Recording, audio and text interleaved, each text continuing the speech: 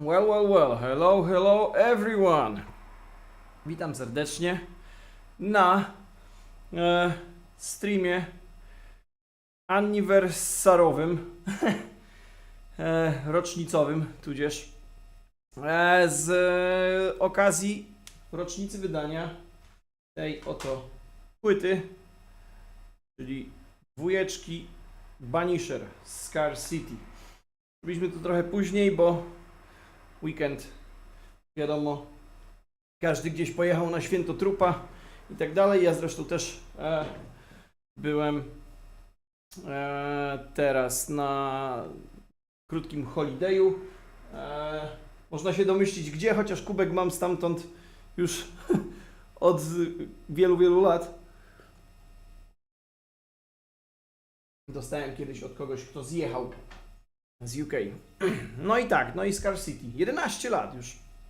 Kurwa, 11 lat. To jest naprawdę strasznie długo. Mam nadzieję, że mnie słychać. Jeżeli mnie słychać i jesteście, pochwalcie się, kto mnie dzisiaj ogląda, kto mnie dzisiaj słucha w ten poniedziałkowy wieczór. Udało mi się wygospodarować troszeczkę czasu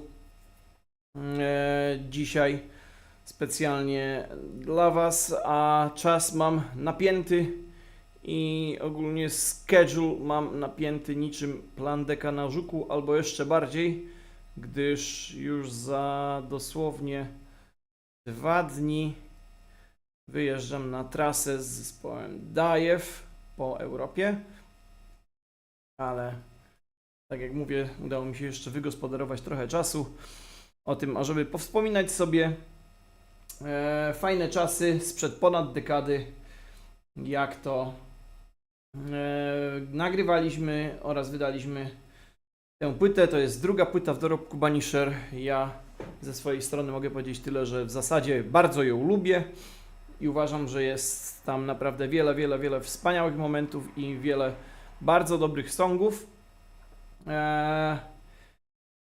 Od tej płyty również można powiedzieć, że już powoli zaczęliśmy odcinać się od różnego rodzaju śmieszków i głupstw, jakie występowały w tym zespole przez pierwszą dekadę jego istnienia, mianowicie wszystkie Mario Brosy, Benihily i tak dalej. To już tutaj na tej płycie były cząstkowe, wręcz śladowe ilości na szczęście tego typu ekscesów. Mamy na końcu śmieszny utwór pod tytułem Benihill, który zamyka płytę i jest to death metalowa wersja Yakety Sax, czyli to, co leciało, muzyczka w serialu Benihill. To be honest, nawet nie pamiętam dokładnie, jak to leciało i co tam się działo.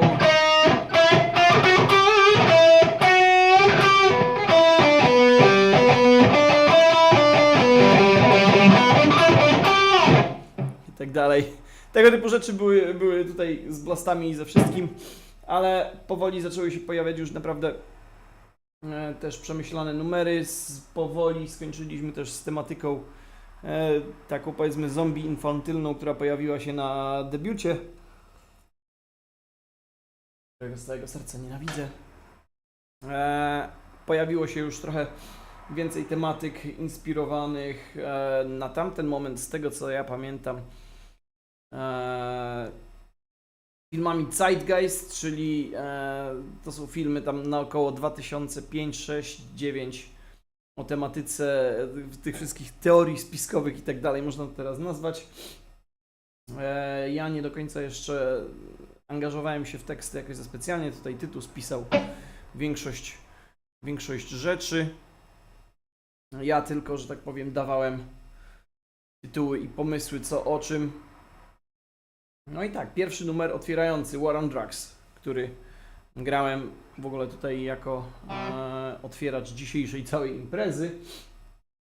To jest w ogóle numer, który początkowo, to jest bardzo śmieszna historia z tym związana i ciekawostka, mianowicie ten numer miał iść początkowo do Wedonist. To był numer, który ja zrobiłem do Vedonist. Drugi numer, który zrobiliśmy razem jeszcze z Vedonist, to było Vulture of War, który już został nagrany beze mnie, ponieważ wyjebałem się z Vedonist. To był jeden z nielicznych zespołów, z którego sam odszedłem, a nie mnie wyrzucili. To jest następna ciekawostka.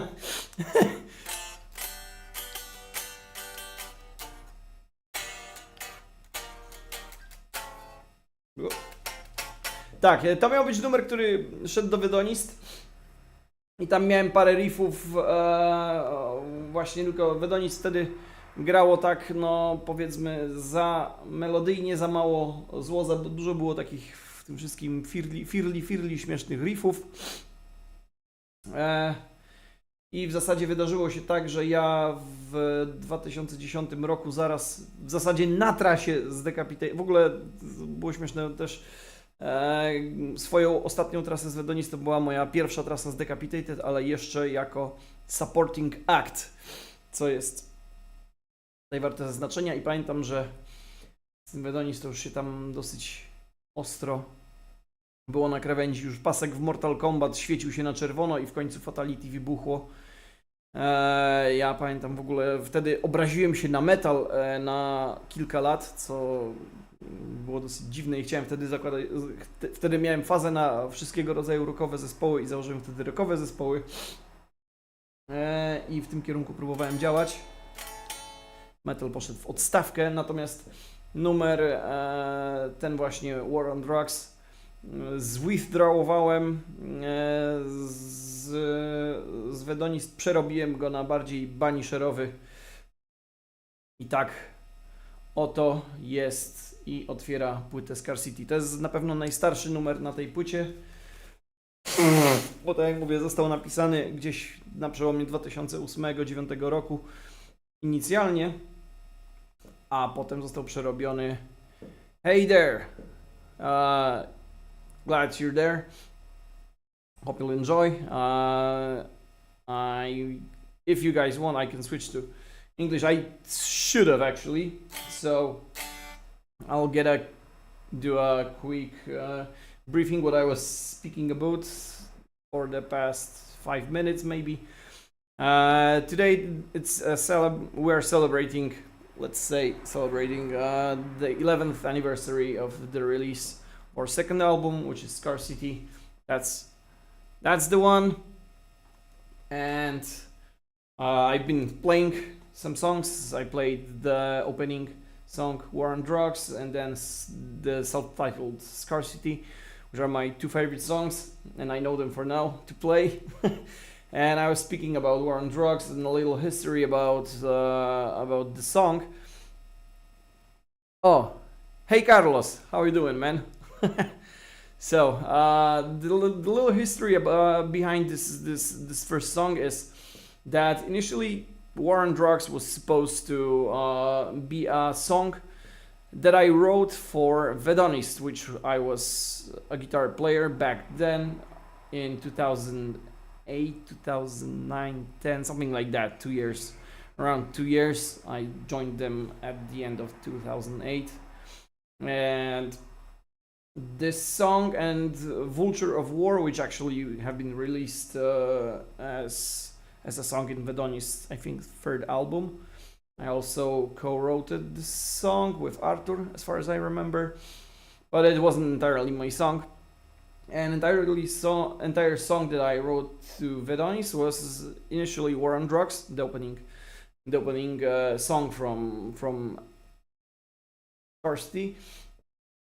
And what actually happened, I withdrew this song because I kicked out myself out of Vedonist just right after the Vedonist tour with Decapitated and Hate. I just quitted this band because of lots of stuff, but I'm not gonna shit into the nest because, you know, it's not appropriate and I don't want to spread anything that was back then, and now it's absolutely fine between me and guys, so it's cool. Nevertheless, at that moment of my career, I resigned from playing in Vedonist and I pursued a path that I wanted to be a rock player, and I started a band called Mr. Smoke Too Much, and which then evolved into Ninja Boost. And yeah, I started this band, but ultimately it didn't work out, and I got back into metal somewhere around 2012, maybe late 2011. And the first song I did in there, I actually was in a sort of writing process schema that I was writing 2 songs or 3 songs per year maximum. I wasn't that how to say it, fertile, like płodny. Like I wasn't like I can write 10 songs in 2 weeks or so, or even 2 months, to be honest. Writing process was like, back then I was spending pretty much every vacation or winter break in Bieszczady at my parents' house, which is, Bieszczady is like Yellowstone of Poland, you know, like it's forest, woods and shit. And my parents have a house in there, and this is like the most chill place you can get, and it's like mountains, bears are there, and like snakes and all the wild shit, and you can just, you know, stick with the nature. It's I could even say that this is some sort of Polish response to all the Norwegian forest black metal, and I can say that all the music I wrote for Banisher at that era was written just there in Bieszczady mountains. And yeah, War on Drugs was there. And funny thing, War on Drugs and Scarcity. War on Drugs is the oldest song, Scarcity is the newest song, but I'll get to that later. So I was so pissed after the decap tour that I actually shaved my head to absolute zero. I had dreadlocks back then, which is like super fucking, you know, funny. I had artificial colored dreadlocks. I looked like, you know, the guy from Bombfunk MC Freestyler. I would say that I was looking like that, something like that, maybe just more colorful full dreads. That was fucking hilarious. You can find some photos of me being like that. So yeah, that was the thing. And I actually shaved my head in the bus with scissors. I just did like, I looked like Dennis Rodman or whatever. And then shaved my head for like you know, hooligan. And when I actually got back to playing metal somewhere around 2011, I think I wrote 2 songs initially, and then 2 songs, which were War on Drugs, that's for sure. The second song was what was the second? I guess it was Paradigm Shift. Dystopia in the first place. Dystopia is the second.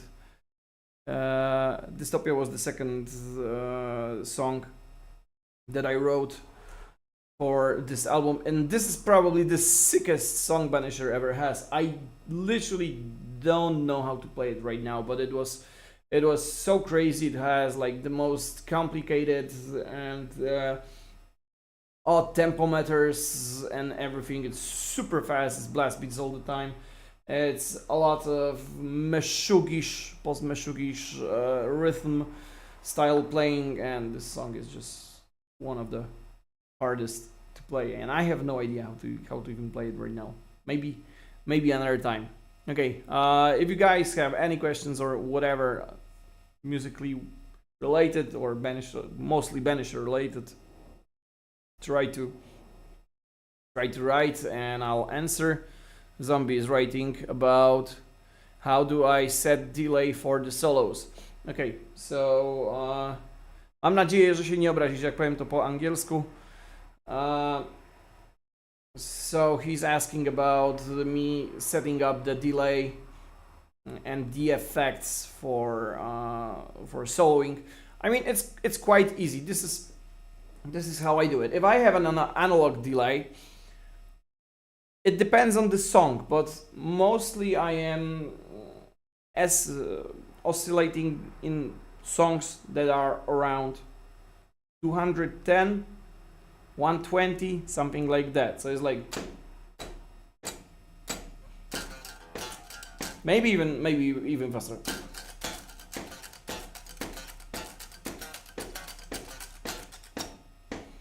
So the first thing to do when I set the delay, obviously for every song that I do and am recording, I am adjusting like Tyler made adjustments for every song. So the first thing is catching up the tempo. So I'll show an example how I would go with the delay tempo. First of all, I would set the metronome. I'll set the metronome, for example, yeah, that's my tempo. Okay, now I'm trying to search it at the actual delay. So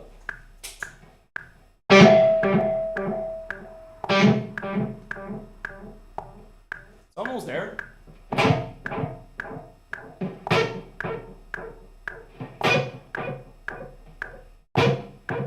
Ah, it's there. Because I was recording actually for this song, so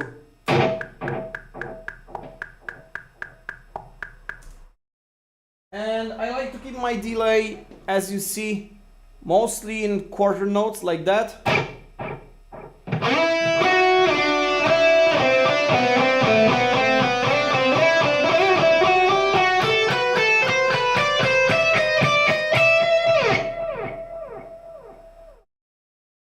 Or I do the dotted things, like 8 notes with dot, which is what I would do is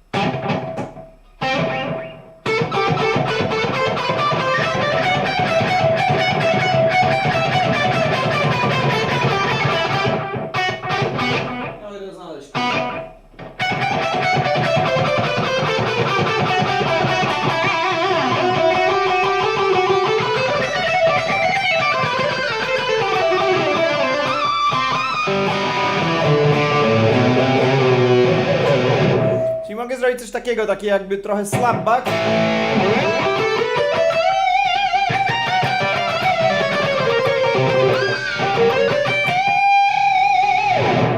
To jest co bym zrobił też. Druga rzecz, którą lubię robić, to jest po prostu taki rozmydlony delay, jak już mówię. Ustawiłem sobie, powiedzmy, tempo. Czyli o.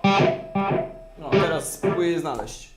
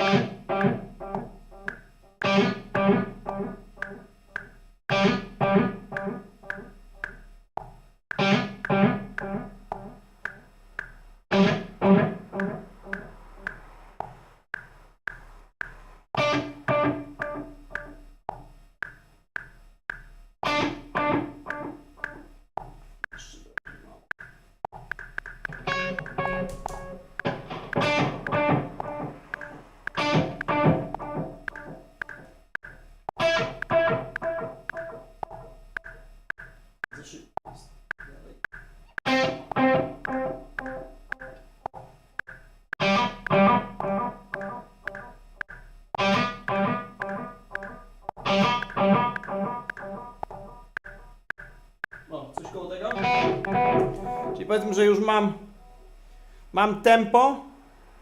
Później ustawiam sobie repeat tak kilka razy, w zależności od tego, jaki mam mix, nie? I delay mix daje przeważnie około 40% i repeatów tak.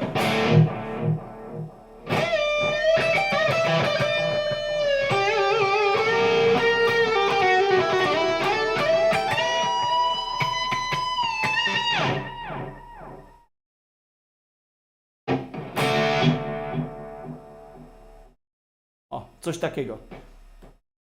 Lubię sobie czasami jeszcze dodać reverbu, tak żeby po prostu trochę się rozmydlało. Nie? Mam tutaj też reverb, ale nie podoba mi się to specjalnie.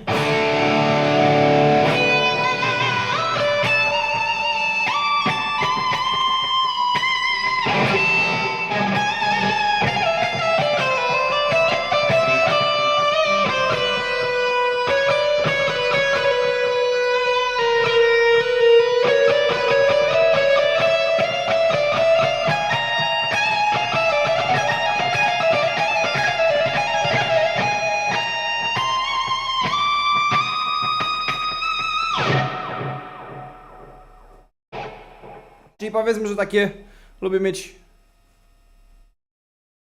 lubię mieć takie mydełko, które zostaje na tym delayu, nie?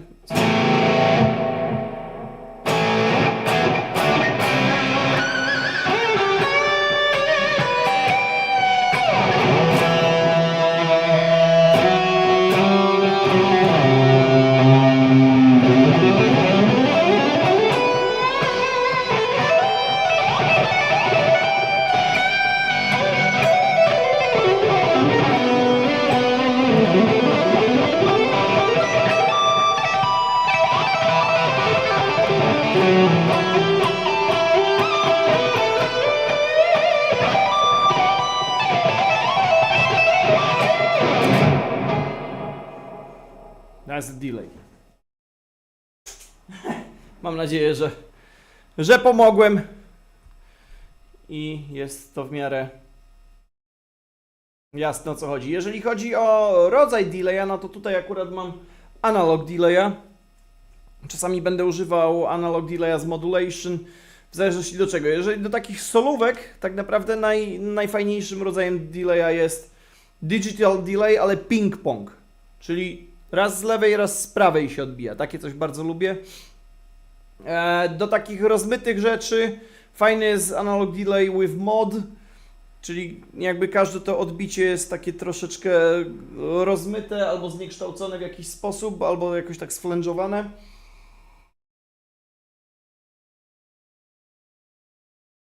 No a reverb to zależy. Nie lubię takiego studniowego, czyli takiego odbijającego w twarz mocno, tylko zdecydowanie wolę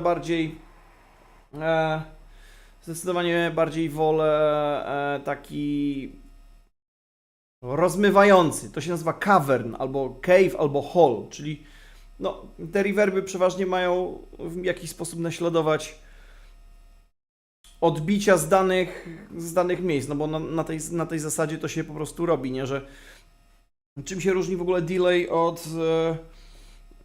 od reverbu, że reverb to są krótkie odbicia, nie, czyli bardzo, bardzo krótkie odbicia, a delay to jest to, że wyraźnie słyszymy odbicie, nie. Tak to można wytłumaczyć, czyli jakby w reverbie mamy dużo tych odbić zaraz obok siebie, dlatego to jest takie wszystko na tej zasadzie, a delay, czyli echo, to jest tak jak się odbija w górach na przykład, po prostu, bo jest duża odległość, zanim ten dźwięk doleci, odpierdoli się od ściany i wróci, no to chwilę minie. Natomiast reverb w jakichś takich salach typu powiedzmy hala, tak jak jest, nie wiem, jakaś hala produkcyjna, no to ten dźwięk, wiadomo, jeden mach to jest tam niecałe 1000 km na sekundę. Sekundę? Czy na... Nie, przepraszam, 1000 km na minutę. Jakoś tak, no w każdym razie to jest... No taka jest prędkość dźwięku, więc już z samej fizyki wynikałoby po prostu, że że wiesz, tych odbić jest dużo, w tej z powrotem bardzo, bardzo szybko i no i tak, wiadomo, im większa odległość, tym bardziej to się rozmydla, a im mniejsza ta odległość, no to mamy taki krótszy. No ja lubię mieć te delaye w solówkach takie rozmyte, rozciągnięte, żeby się lało z tej gity. That's what I would do.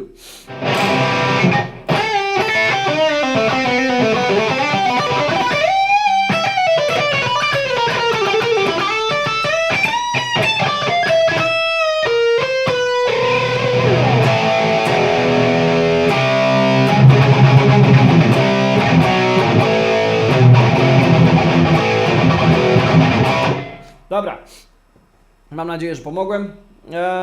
Getting back to Scarcity stuff. So, War on Drugs was the first song. Then I wrote Dystopia, which is like super hardcore and extreme song.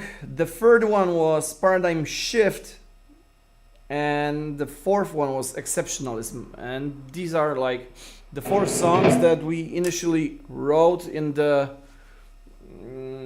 period of time somewhere around 2011. As I said, I already had War on Drugs, and I think I already had Dystopia. Dystopia was maybe even Dystopia was older than War on Drugs. I think that this was like the song that I already had at Slaughterhouse era. And in 2011, I think that we released a demo / promo with those four songs, with drum machine and like guitars recorded as a demo on my Pod XT through a computer. The cool thing is that in 2011 it was the first time I bought a new computer, and I was able to, thanks to, I bought a Pod XT, and it also was working as an audio interface.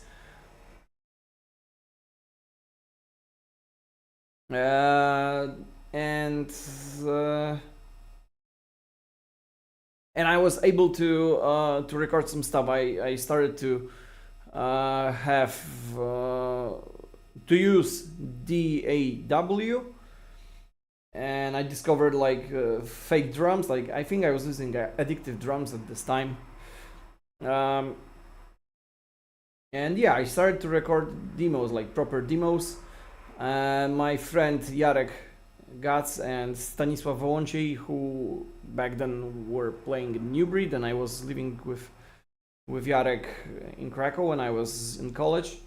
He introduced me to this and showed me how to actually record stuff.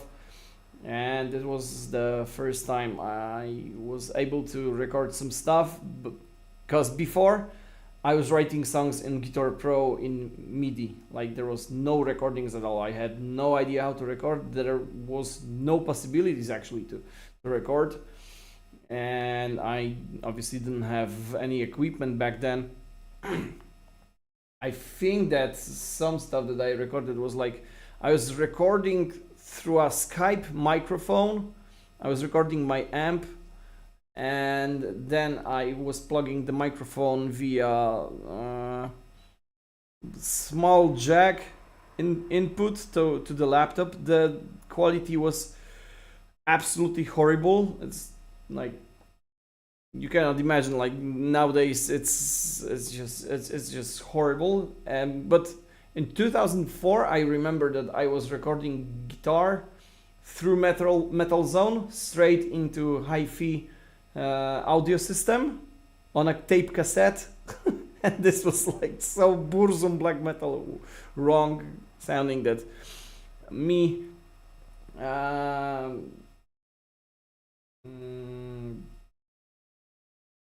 getting new equipment and, you know, like DAW and Pod XT was like a major upgrade. That's what I was trying to say. So yeah, we recorded the demo slash promo, and we had those 4 songs. And actually, at this time, we were,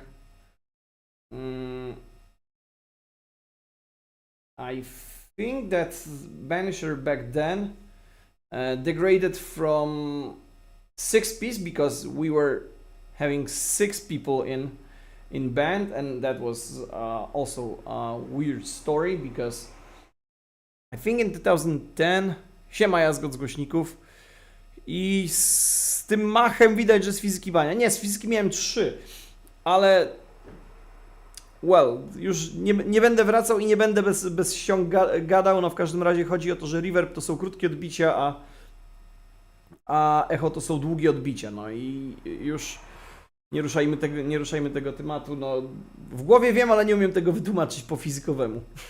Nieważne.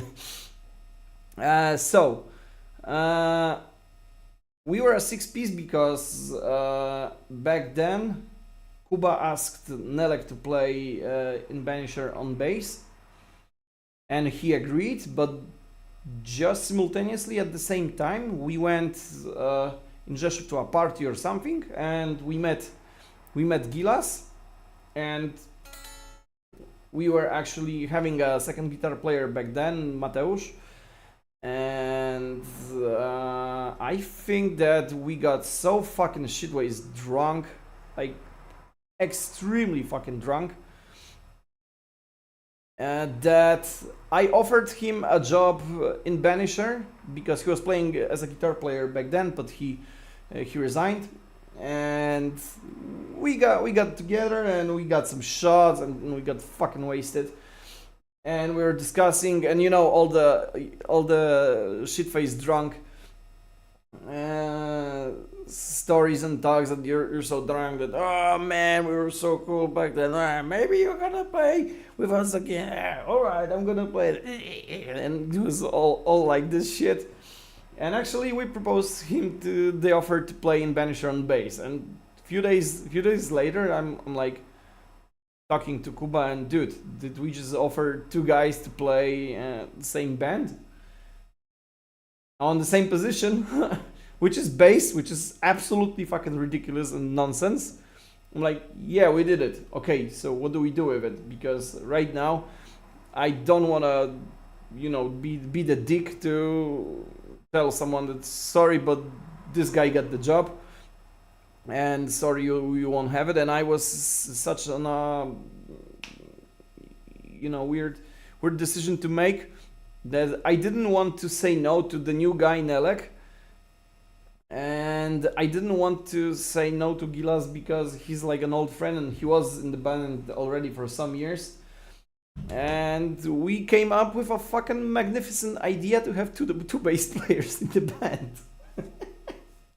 Which was ridiculous, but we figured out that we can do something like the one bass is gonna play just like concrete mixer, you know, the concrete machine bass like that. And the second one would play all the slap bang stuff and like more soloing stuff on the guitar, on the bass guitar. So that was the initial thing, which actually made sort of sense because right now when I'm playing bass, I have 2 signals. I have in my chain, it's like super clean and distorted, and I think that was sort of an idea back then to play, because we were still like all the technical stuff that we wanted to play, and we had to solve this in some kind of way. So that was it. Fortunately enough, Gilas, after I think 1 or 2 tours that we did in 2010 and 11, I think in 2011 he resigned and he said like, man, this is just bullshit and there's no point of continuing that, and he was absolutely right, and I would do probably the same. But it was sort of cool. We were like 6-piece, and 6-piece on stage is actually very symmetrical because you got like 2 guitars on the left side, 2 guitars on right side, and the vocalist is on the in the center, and the drummer is back in the center as well, which looks good on stage, but you know, on bigger stages, not in Szczurownias in Poland. Although we played some decent shows, and decent clubs. I think we played Progressia in Warsaw as a. Oh, but it was a 5-piece then. Never mind. Nevertheless, like, Gilas resigned, and later on, when we started to record Scarcity, I think we got in a fight with the guitarist, and actually he got kicked out. So we left as a 4-piece. And oh yeah, and before that, we got in a ultimate fight with the vocalists. So actually, pretty much everyone got dropped out from the band. Who was playing drums? Then we got a guy, Michał, and he was also playing Saratan on drums. He was like this small guy who was playing bomb blasts and gravity blasts all the time. Hugely inspired by Origin and Behemoth. And he was from Bochnia and living in Krakow, and back then we were mostly living in Krakow. I was studying there, and Michał was also there. And Nelek, the bass player who stayed in the band, was also living in Krakow. So we actually moved to Krakow back then.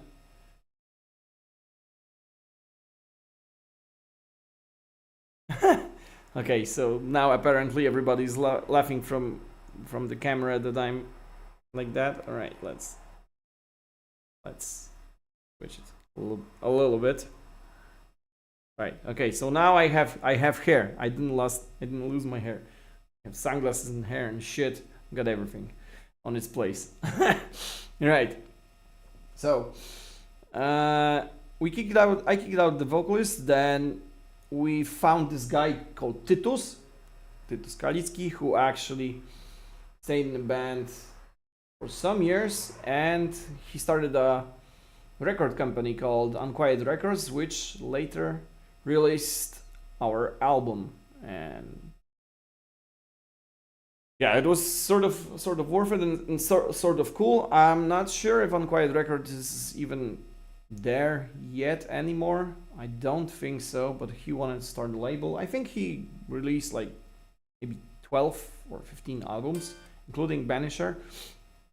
And yeah, so now let's take the promo slash.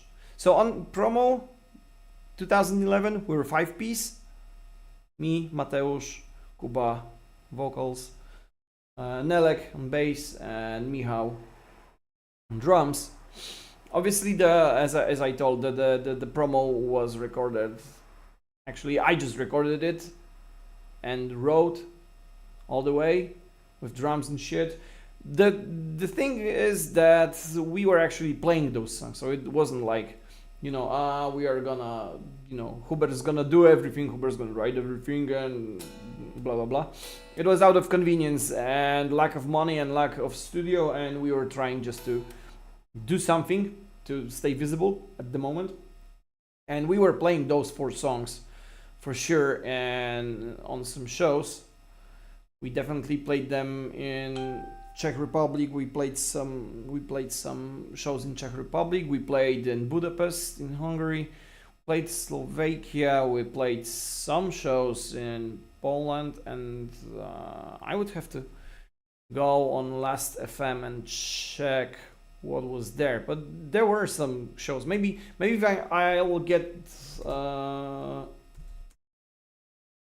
If I'll get to those memories, then I'll get some more memories about the shows and what was actually happening there, because I don't have brilliant memory. I'm trying to do my best. Remind myself. Zdjęcie. Wszystkie wydarzenia. Okay, let's go to the era of 2010, maybe, and 11. Okay, so as far as I see,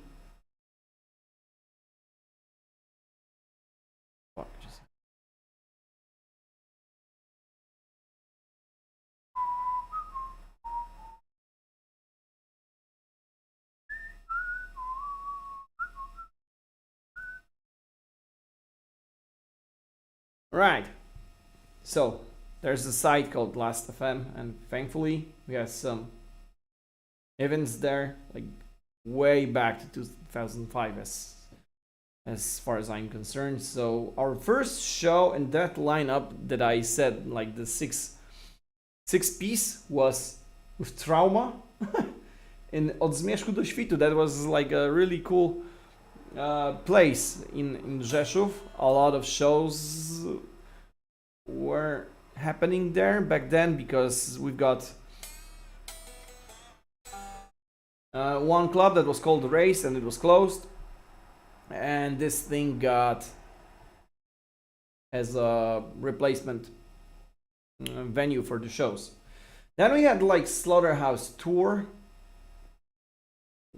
We did it before we released the album because, oh man, we had. I'm gonna tell those stories next month when I'm gonna tell about the Slaughterhouse. But we played Slaughterhouse before releasing the album, which was never released because the Russian label fucked us over, and we just released by ourselves. And this is a cool event, actually, guys. So if you see that, we were supposed to play with Behemoth and Toxic Bonkers in Rude Boy Bielsko-Biała in 2010. But the thing is that this gig was cancelled because Nergal got the disease. I mean, he had leukemia? What's it called? Leukemia, yeah. And he just got hospitalized, and it was whole this situation that he was super sick, and they had to cancel literally everything, and our show was canceled. And Behemoth was back then was already fucking enormously huge, and they were already passing Vader, bigger than Vader, and somehow we managed to play as the second act with them.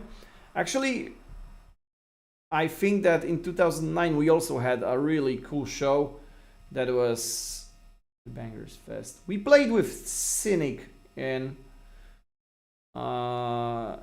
Košice in Slovakia. They just got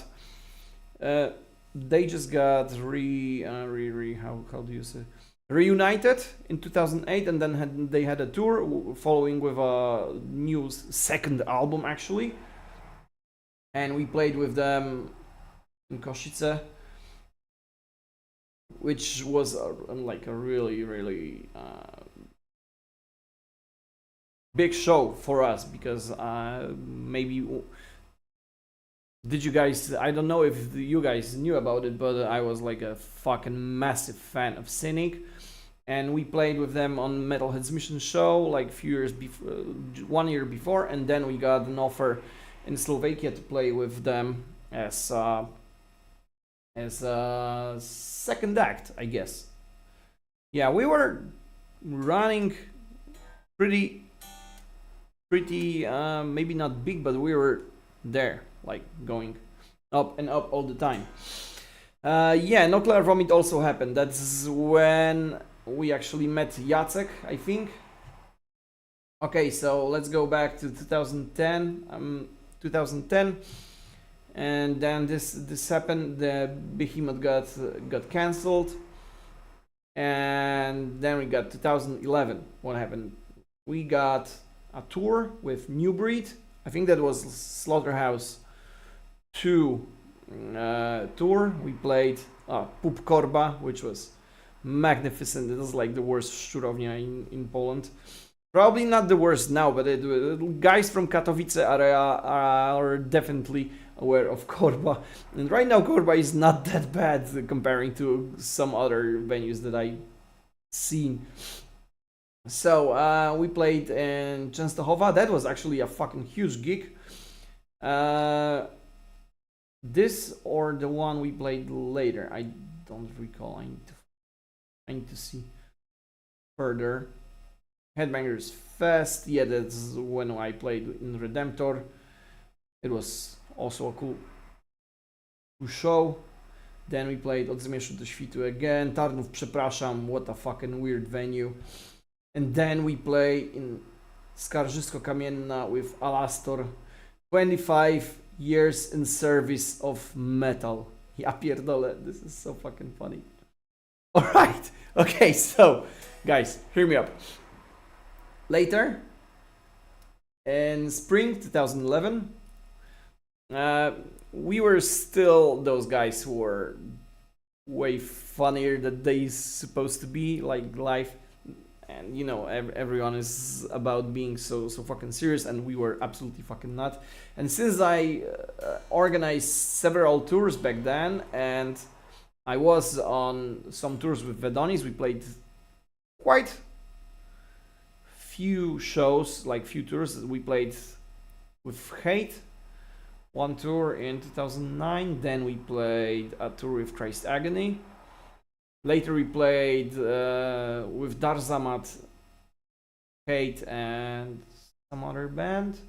And later on, the ultimate tour that we did was Decapitated, Hate, Christ Agony, Vedonist, Nerve from Italy, and something else. This was like the first tour that Decapitated played after the reunion. They were already headlining Summer Slaughter tour in the US, and they came back after like 50 shows or something, like a fucking machine.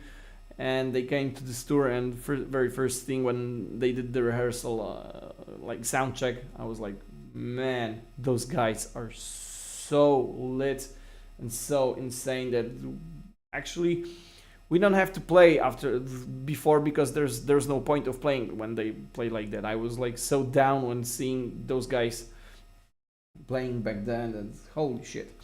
Anyway, I got into sort of the business in a way. I got to know how to organize shows back then.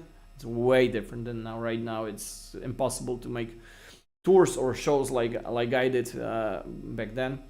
But the thing was that we were counting money and stuff, and you know, there was like the saying that if we get to zero, you know, like zero balance on the account of the costs, it's gonna be good. So this is like the purpose of this whole tour, and it had a sort of humoristic name for that. So there was that, and we played with.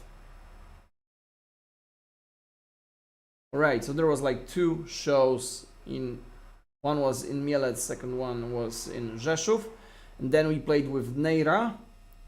Also, funny fact, in Neira played Piotr, who is our bass player at the moment and remains till now. And we played with a band from Hungary called Concrete, and later on I think that we played also a few shows in Hungary, but I think it was 2012. So then we played few more shows: Chełm, Lublin, Puławy, Katowice, Korbę again, Zero, Częstochowa, Krakow, and yeah, then we played this Budapest show, and I think that Szeged was the other one. And then comes 2012, and we played again with Nuclear Vomit and FAM. Ha, that's cool. Then we played Pod Palmą, really? Did we? Ah, no, we did not, because it was cancelled. Alright. So I guess we played. Oh man, we played some weird shit. Sanok. That was probably our most, or absolutely top 3 got drunken show we ever did. I have no idea how we played it, because oh my god, we were so drunk that actually we fell out of the bus, and it was just so bad that I'm not even gonna talk about it. And we played Mielec, not that bad, and Mszana Dolna was like one. We had to do this one show somewhere around, and actually a guy who is bass player in Thai Disease, he was from this little town, and he had like a small metal bar. And I think that he approached me, or we somehow got along, and he proposed us to play at his place, which we actually agreed on. And that was probably the least attended show Banisher ever played. I think we sold 8 tickets, like literally 8 tickets. There was 11 people then, but there was like some absolutely free random chicks who just went to the bar to get wasted, so we didn't even charge them for the entrance. Oh, also, a real fun fact, back then in 2011, 10 and 12, I think, and I'm strongly believing, that all the tickets costed 10 Polish dollars. 10 Polish dollars is 2 legit dollars, or 2 euro, maybe 2.5. So that's how cheap were the tickets back then, like 10 Polish dollars. This is insane. I think that on the last tour on Earth, oh yeah, and last tour on Earth was with God Defamer, and that was a band from Slovakia. We played with guys from that band a few years before, like in 2007, I guess, when they had this other band. And we called this tour Last Tour on Earth because back then there was like some kind of a Nostradamus bullshit, I have no idea, that the world is gonna end in 2012. And we were like, you know, catching the hype train for that. And we said that this is gonna be the last tour on Earth because everybody's gonna die afterwards, right? So that's how it goes. And actually, a super funny story, Wyjść na Zero tour was actually on Plus, which was a great success. I think that in Częstochowa, in Club Zero, we had like some kind of a record. There was like 150 people that we would never expect to get on a show, on a tour, and especially on our headlining show when there was in a different city far away from us, and that was a huge success, I guess. But yeah, that was really cool. And after that tour, we very fastly did a very big tour that was like the biggest tour that I organized in my whole life. And this tour didn't get that well as Wyjść na Zero, money-wise. We played a really cool tour back then. And I think it was like 8 or 9 shows. Skeptic was headlining the shows. There was Redemptor. There was Banisher. And there was also Samat Naur, I guess. I have no idea why Samat Naur is not there, but there was like those 4 bands, and I think that every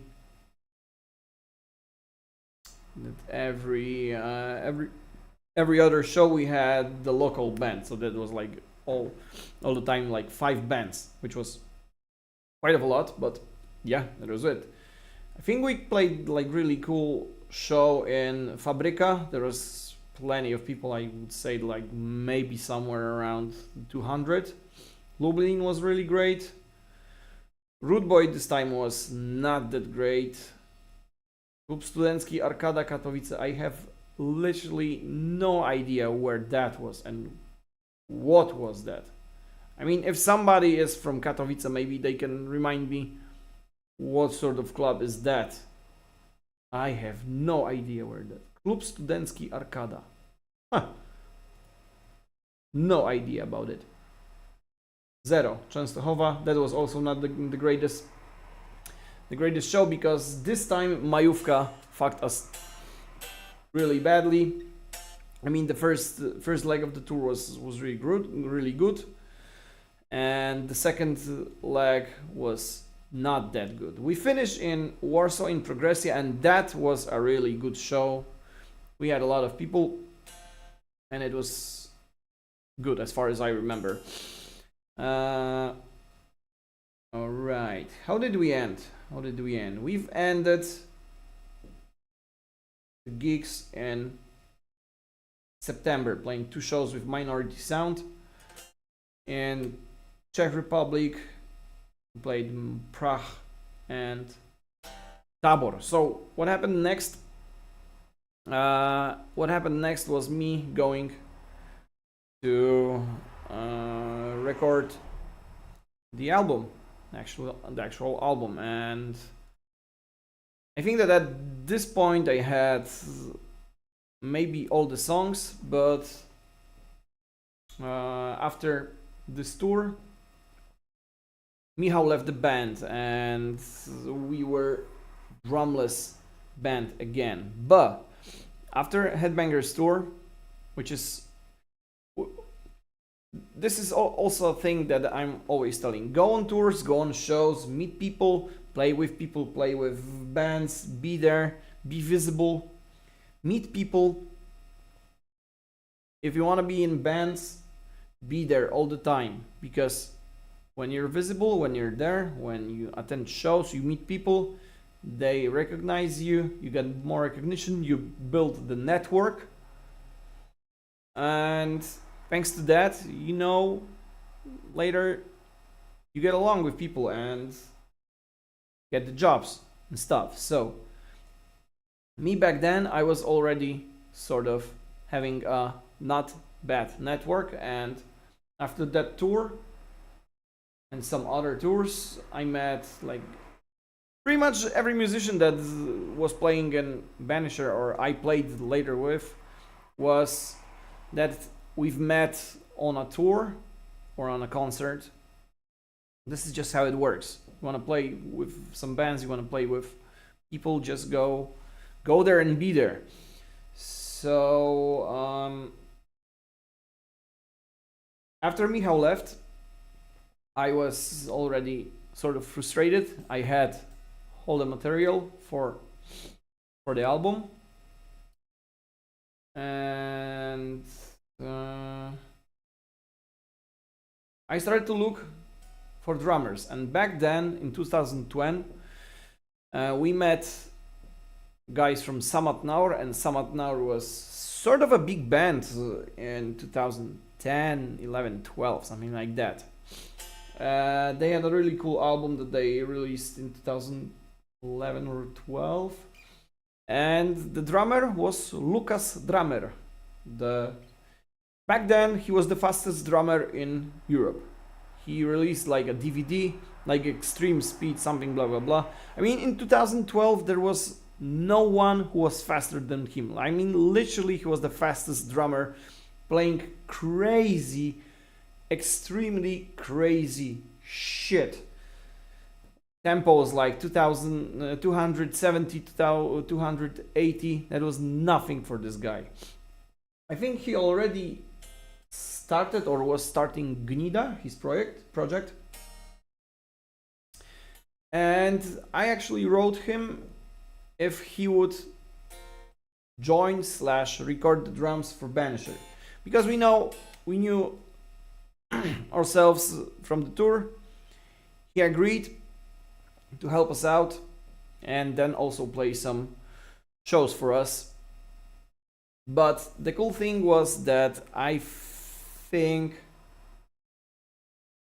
don't know if I recorded the drums first or I recorded the guitars first. I recorded the guitars first.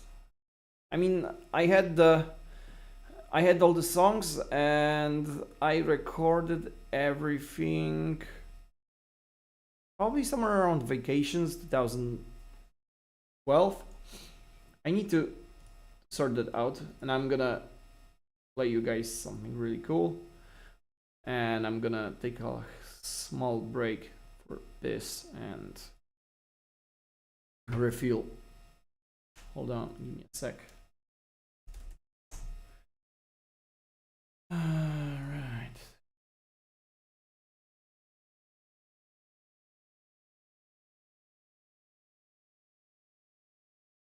Got some cool old stuff on my YouTube channel. Actually, I got YouTube channel. The Banisher YouTube channel is 17 or 18 years old, which is fucking insane. Miscellaneous.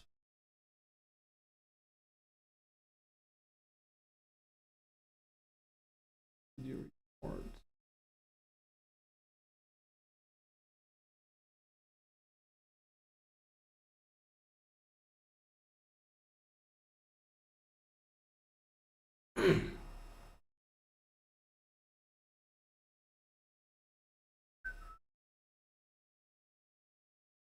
Going through the older videos, not even sure if some of those are.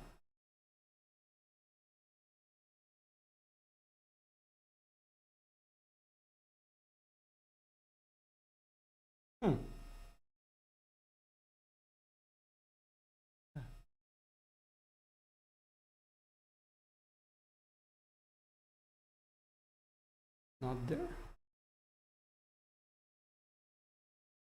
All right, I'm gonna show you the first studio report that I did, and it's, well, 12 years ago.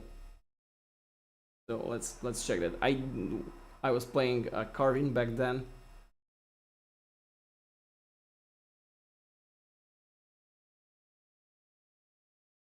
Okay, so let's enjoy that.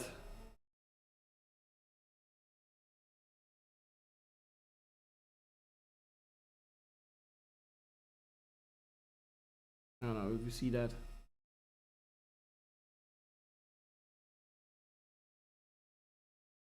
Full screen, come on, man.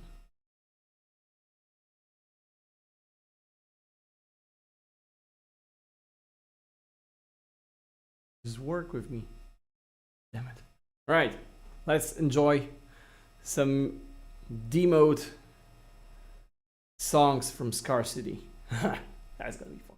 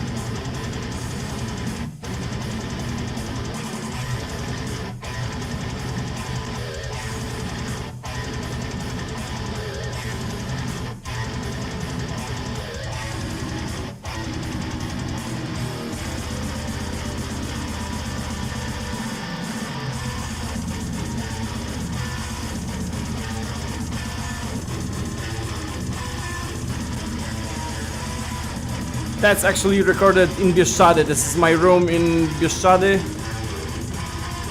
Interka. And I'll really...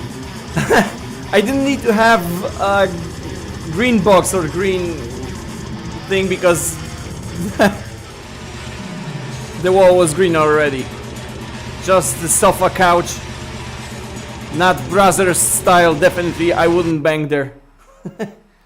Oh my god, what the fuck just happened again? Siema Piotr. Nie wiem dlaczego znowu coś się wysypało.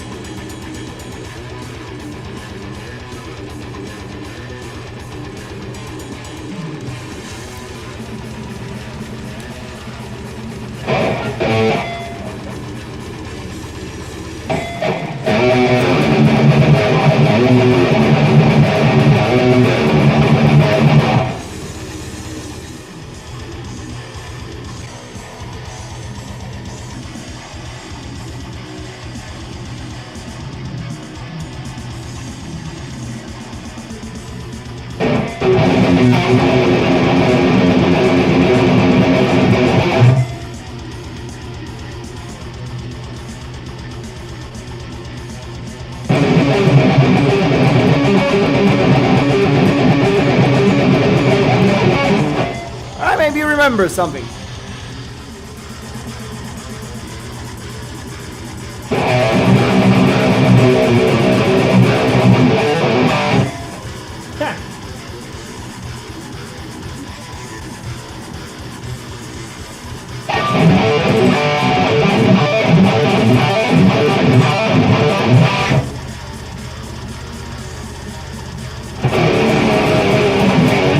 Tego już nie pamiętam.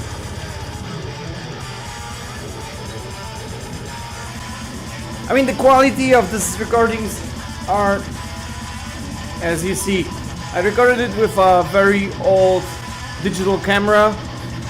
That was, the resolution was 640 by 480. That was maximum.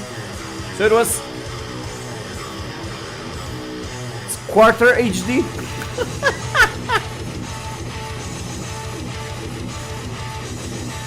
Oh, and I got Summit Power t-shirt, I guess.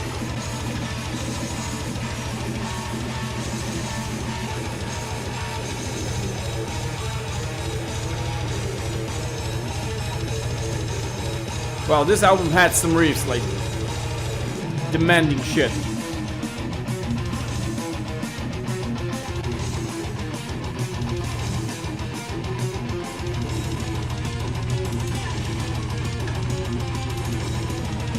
Some death vibes.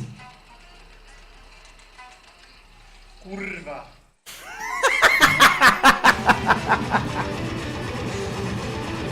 I didn't see that coming.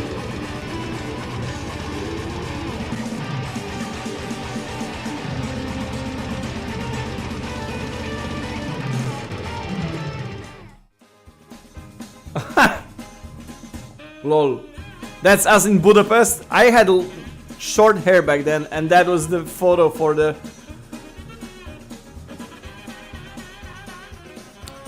cover album of the promo. Man, I would never choose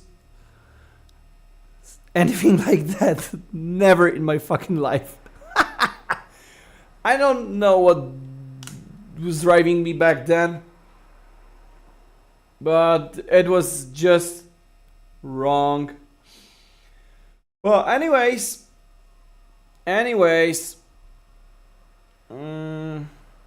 then what happened next? We recorded the drums and we got a really cool studio report from that era. Okay, so like when that was like 12 years ago, when the fuck was that released? Trying to find it. I'm gonna check when was that, but I think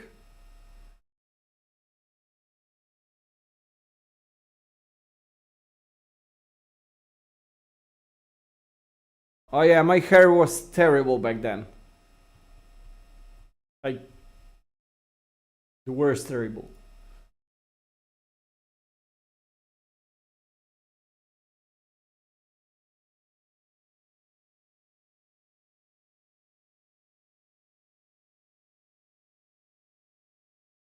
Od przesłania. Okay, so apparently, as I see now, I uploaded this video on the 8th of August 2012. So that would mean that I recorded whole album while being in Bieszczady in summer 2012, which would make a lot of sense. And then what happened? Okay, so we went for those shows in 2012, Minority Sound. Let's quickly check what happened in 2013. Oh, I guess 2013 was already... We were playing with Lucas back then, because I remember this show with Hate, Banisher and Deviation. It was in Krakow in Rotunda. And we already had this album recorded. So this would mean that 11 years. When the fuck was that? Let me check. I'm gonna play you guys the second video, which is absolutely hilarious, while recording the drums, and there's like a lot of stuff to discuss there. I'm just gonna check how old is that movie. It says 11 years, but I'm quite sure that we were recording that somewhere around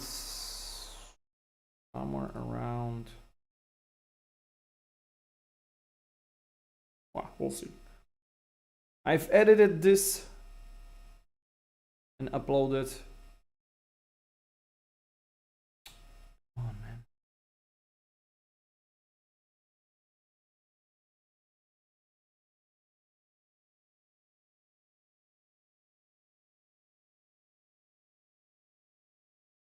Huh. So I uploaded this on 19th of November. So probably we recorded the drums somewhere around after Halloween. Probably somewhere around 11th of November. We have like a bank holiday in Poland that is always free from work. And that's always a good date to record stuff. I always record. I recorded pretty every Banisher album somewhere around that date and beginning of the year, so like January. Okay, without further ado, I'm gonna play you the video, which I find sort of it is hilarious, and there's like some stuff that I can actually tell you about that you will have no idea about.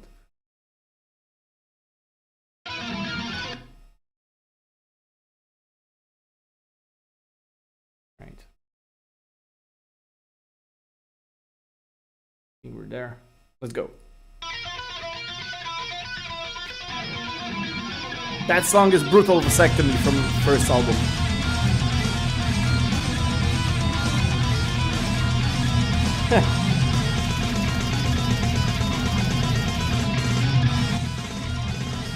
Yeah.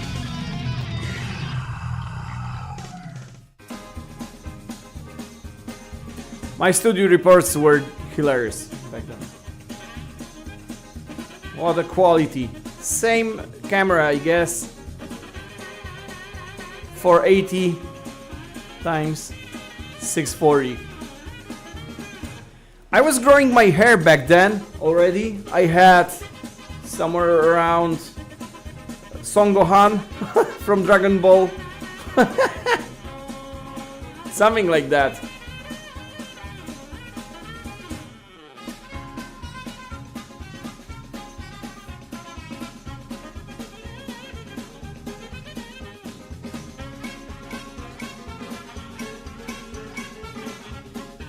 I mean, like back then, in 2010 or something like that, there was like a huge hype or something for recording studio reports, because this was like something super wow, and nobody knew how the recordings were actually made. And I think that Behemoth did the first things, and like after Behemoth got sort of huge, everybody started to do this as well. But what is sort of interesting, that back in the days this stuff wasn't that popular in Poland. Maybe, you know, YouTube developed so weirdly and in different places right now that when I go back and actually, you know, analyze stuff, that if we would record this stuff like now,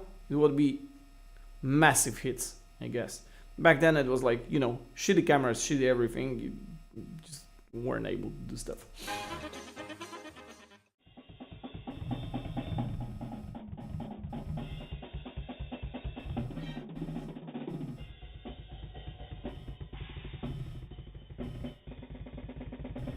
This guy was so fucking fast, man. It was like the fastest galaxy.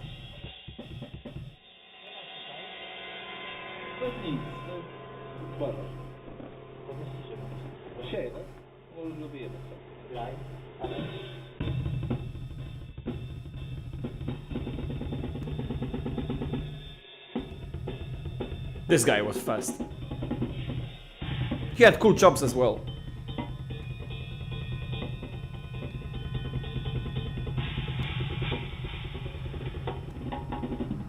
I did cool subtitles.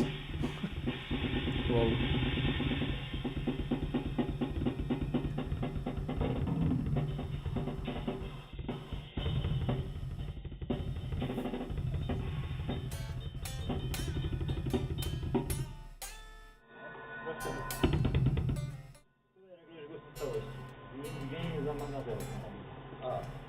Ale przechodzi, tak? A. Tak.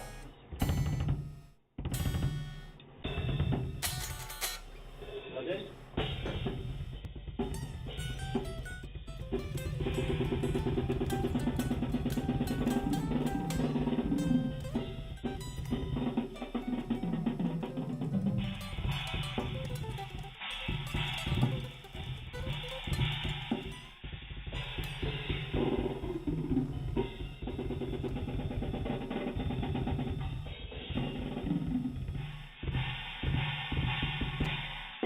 It was like John's Longstrap from Origin back then. This guy. Except he wasn't doing gravity blasts, he was doing like regular blasts that fast.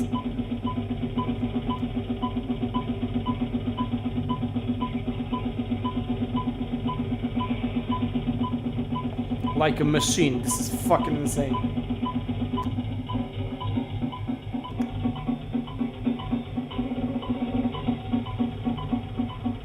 Kick drums.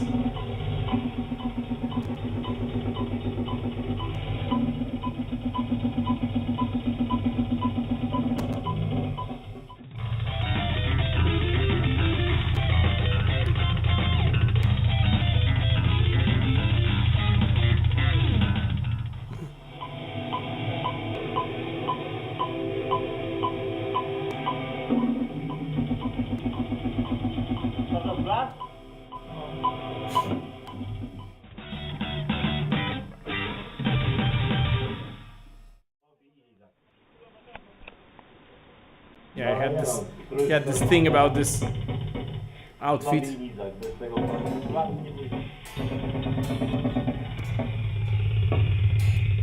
Those kick drums, ja pierdolę. He was playing with double strokes all the time, but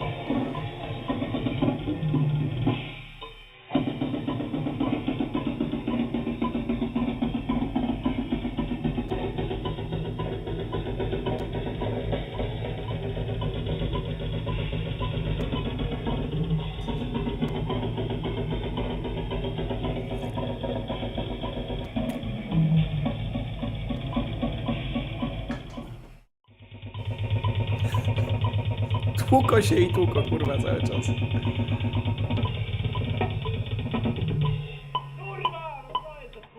A nie źle, kurwa. Ja pierdolę. Also, the subtitles, like, best translations.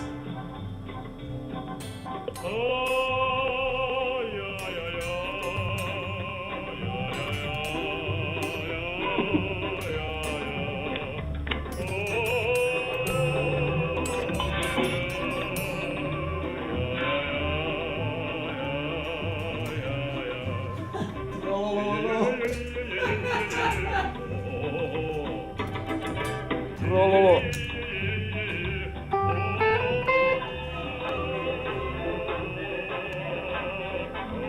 Shlugi, yeah, everybody was smoking shlugi back then, like mad people.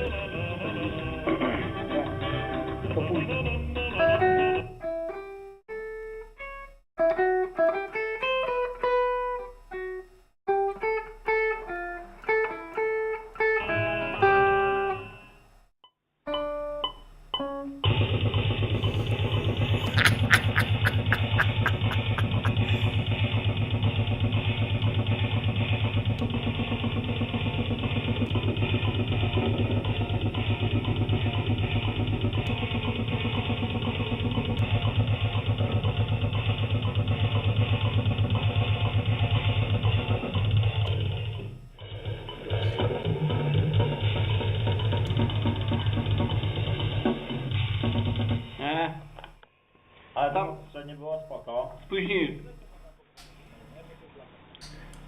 Ty, a na tym drugim riffie, jak to jest ten jak tam machasz po blaszkach, by tam gdzieś wcisnąć jeszcze kaubela tak z dupy totalnie. Cowboy z dupy.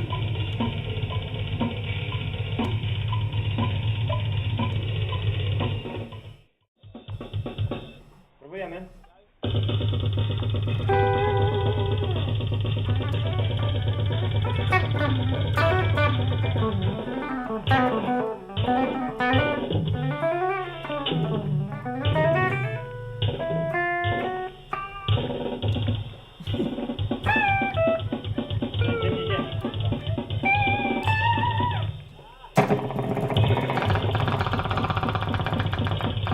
Prędkości były naprawdę. Merry Christmas, kurwa.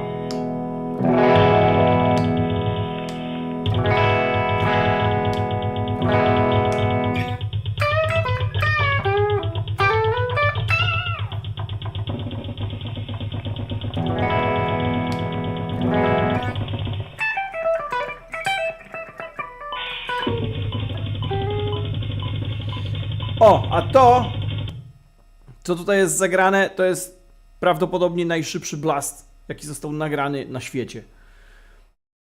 W przeliczeniu to są 16 w 360 i to jest grane nie Gravity Blastem, tylko prawdziwym, uczciwym blastem.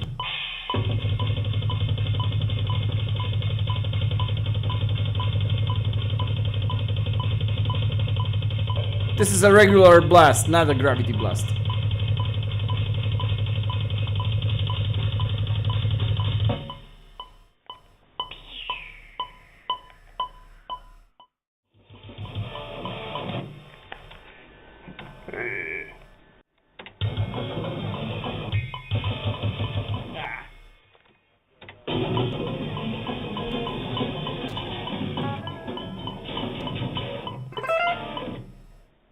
Jak to leciało go?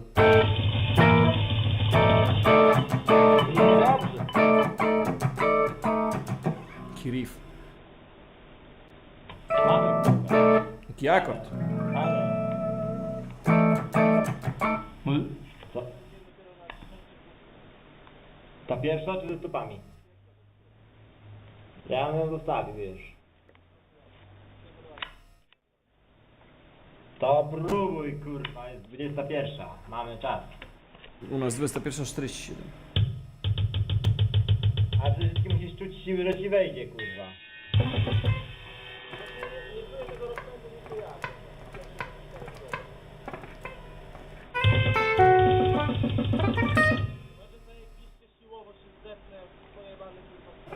O kurwa.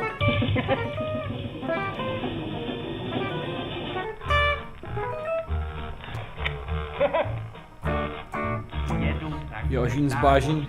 Škodou 100 na Oravu, spěchám, proto rychluji, projíždím přes Moravu.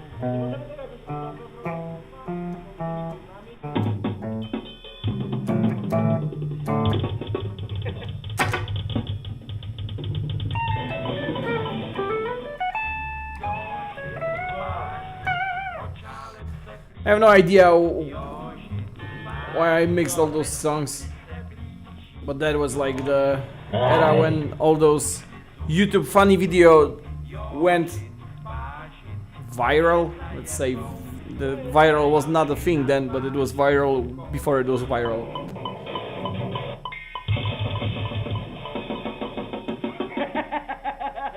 Się wkurwił, wjebał paczkami.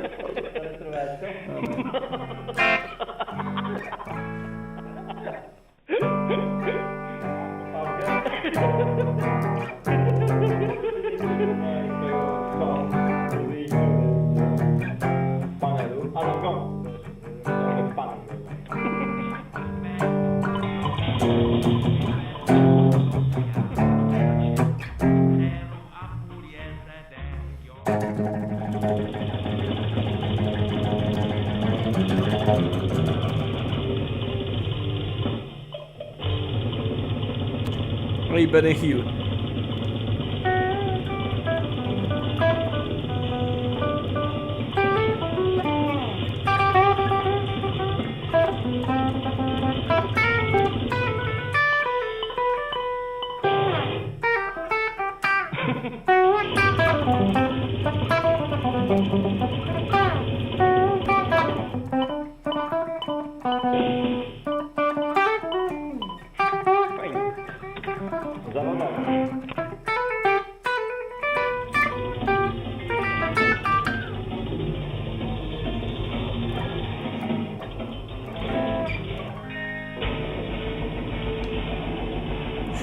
Lech, obrzydliwe. Zadowolony?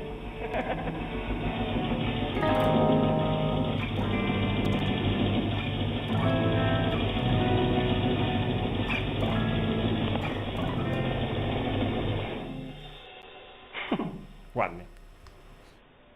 Przegięty czas. No, na grubości. I ostatnie.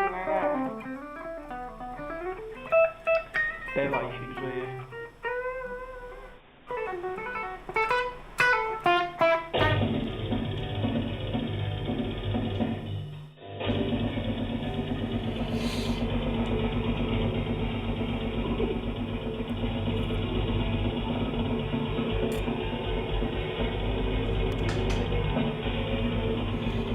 Ekstrema straszna.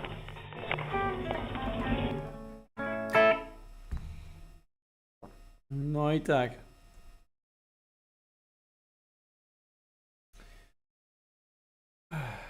No i co ja wam więcej powiem, no tak wyglądało nagrywanie dramsów. Później, co się działo później z tą płytą? No Szymon ją miksował. A po drodze jeszcze nagrywaliśmy wokale. Nie pamiętam, kiedy wokale skończyliśmy nagrywać, ale prawdopodobnie...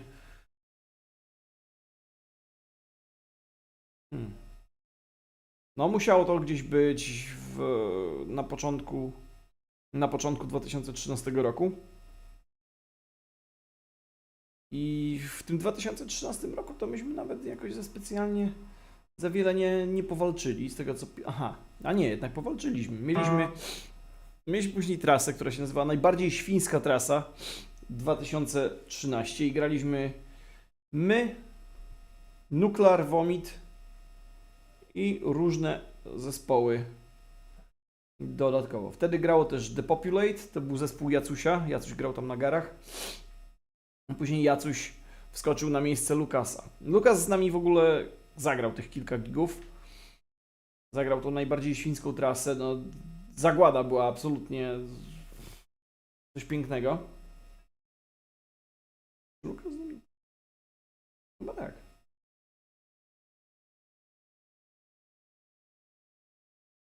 Musiał z nami grać. Gdzie myśmy wtedy grali w ogóle? Zaraz pokażę wam. Gdzie myśmy wtedy grali? Graliśmy tak. Tudor w Sosnowcu. Sosnowiec był... W sumie spoko to był nawet. Nawet gig.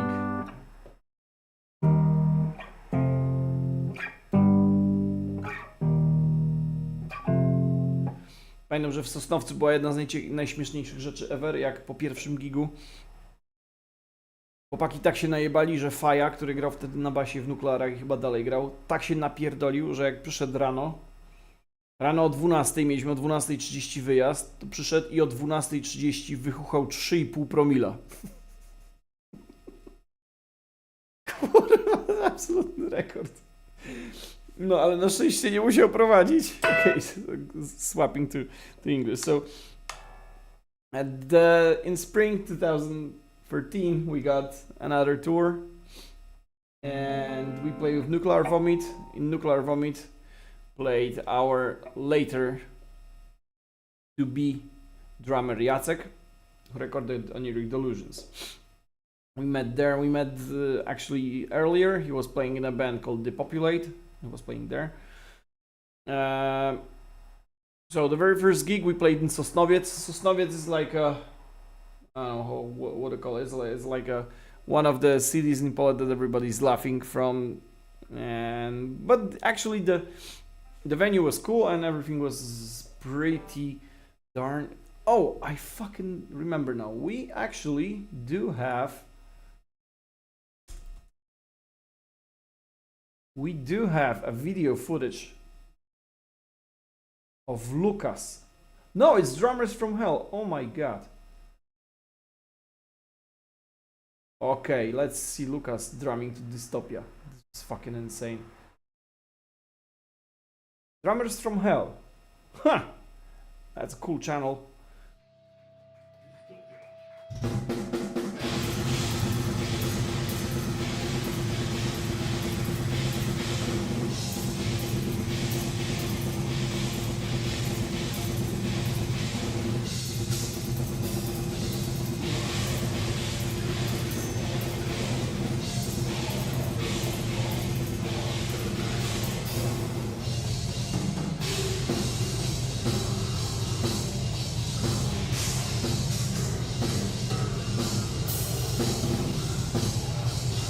What a song.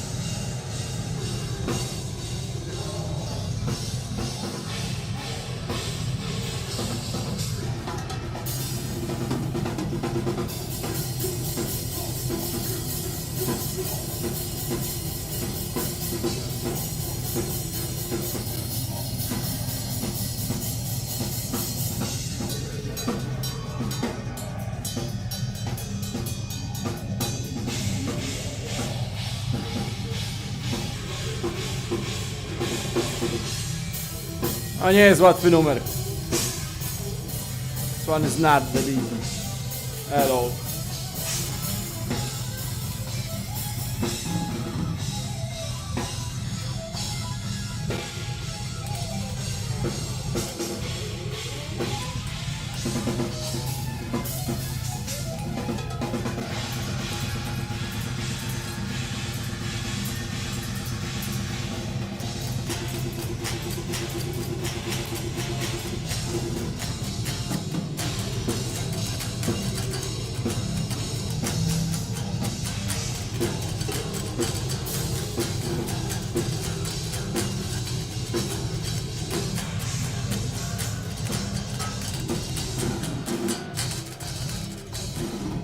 Co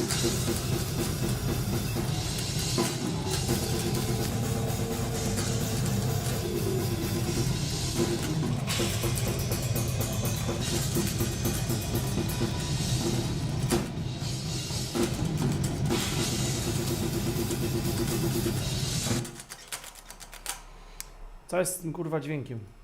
Waro mu się przerywa.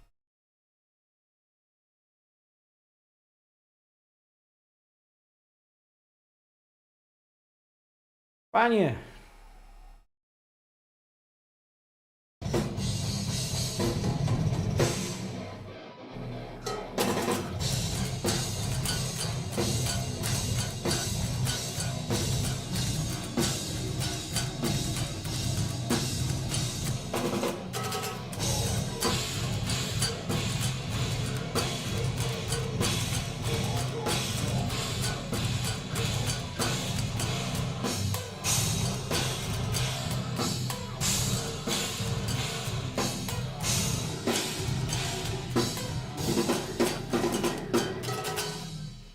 Ha!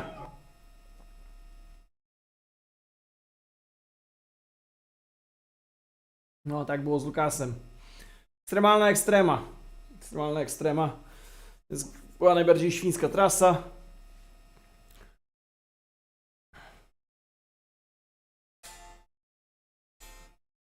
Siema. No Lukas bestia. Po samopoczucie elegancko. Zaraz idę się szykować na trasę z Dajew, bo wyruszamy za 2 dni. Byłem teraz jeszcze na holidayu w Leeds i Manchesterze na Damnation Festival. No całkiem spoko, więc teraz do roboty, że tak powiem. Okay, so, najbardziej świńska trasa. Played weird places. Lublin was okay, Częstochowa.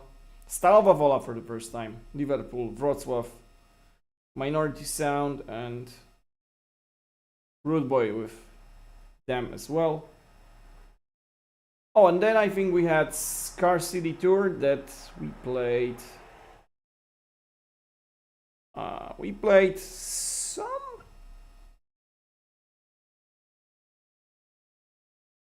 places. I think that it was like 4 or 5 shows.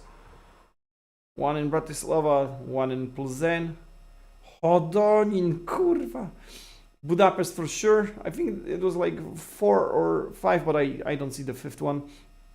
Hodonin was second worst show ever. I mean, this was, man, this is a story.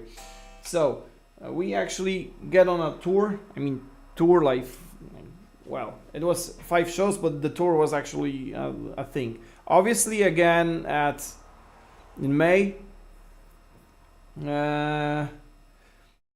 And we got with those guys called Deathstruck, because guys from Concrete were actually they were actually in how to say hiatus, right, or broke up. I don't recall. And those guys had like a second band, and they joined on this tour instead of the other guys. They did some shows for us, like this guy booked those shows. Bratislava was not bad. Plzeň was, I absolutely don't recall how was that show. Where was that? Parlamentu. I have no idea what was that club. And Hodonin was like the weirdest fucking night ever we ever had in this band. So, obviously, not obviously. How did he go to this show? I think I already had Wolverine, the first one, the green one.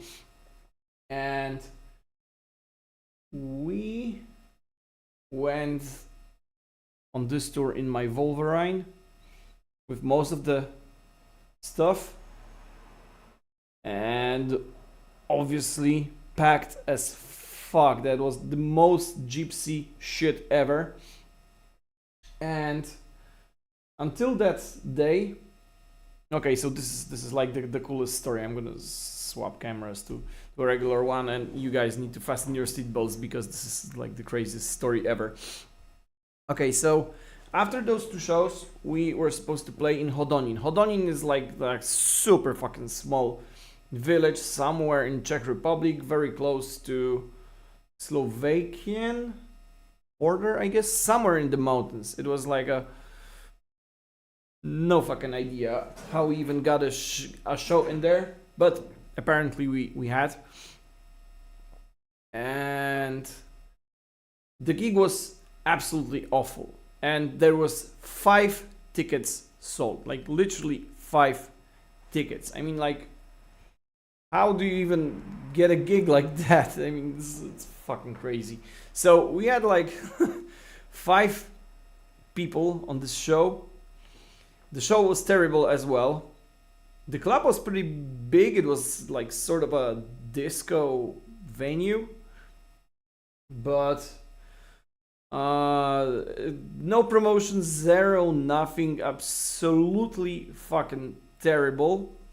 I mean, we played not that bad. I think that Lucas had like a worse day, but there was like nobody. And the promoter, I mean the promoter, it wasn't a promoter, it was like the local guy who owned the bar. And he got shit-faced drunk even before us. And then actually we were supposed to stay at the club because there was supposed to be like a venue with sleeping places. There are some places in Europe that they have actually like a sleeping bunks and shit. And we were supposed to stay there, and we packed our stuff, and there were actually no bunks there, so we slept on sofas like in the club, like, you know, we were looking like shit-faced drunk people just sleeping on the sofas. And the guy got actually like shit-faced drunk, and he started to do some kind of a xenophobic comments and shits, and then later he started to get like super loud and hostile, and he said that he hates fucking Polak guys because he thought that we are like from Hungary and shit, because the other band was from Hungary, but we're from Poland. He figured out that we are from Poland, and he said that he doesn't give a fuck, that we need to get the fuck out of the club because he hates Polacks, and Polacks are not gonna sleep at his club, so everybody pack your shit, fuck off. And we were like, holy shit, this is danger, you know. And we're like, okay, so we need to pack this stuff, but what can we do? Like, what are our options? And okay, I'm gonna show you this because I think the very first video that I have from like touring and stuff that I have is actually those guys from the band from Deathstruck. They had this van or bus or fuck ever what was that, and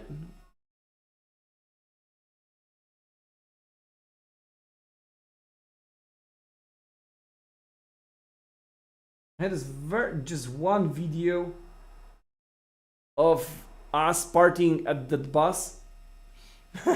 The bus was like, you guys know Scooby-Doo. There was like exactly same vehicle.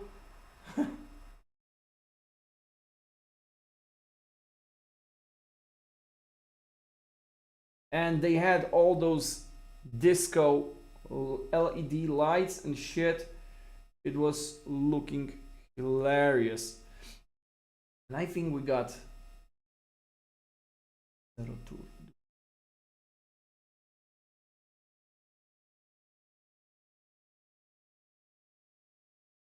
Zen.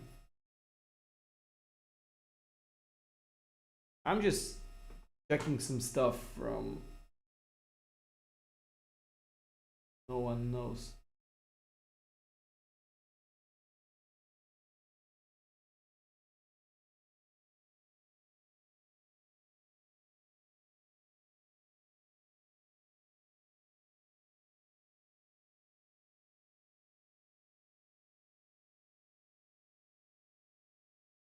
Every one of you.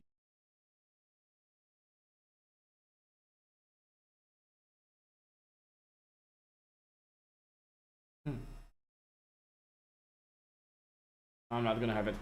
Anyway, they had this like weirdest boss ever, like from Scooby-Doo shit,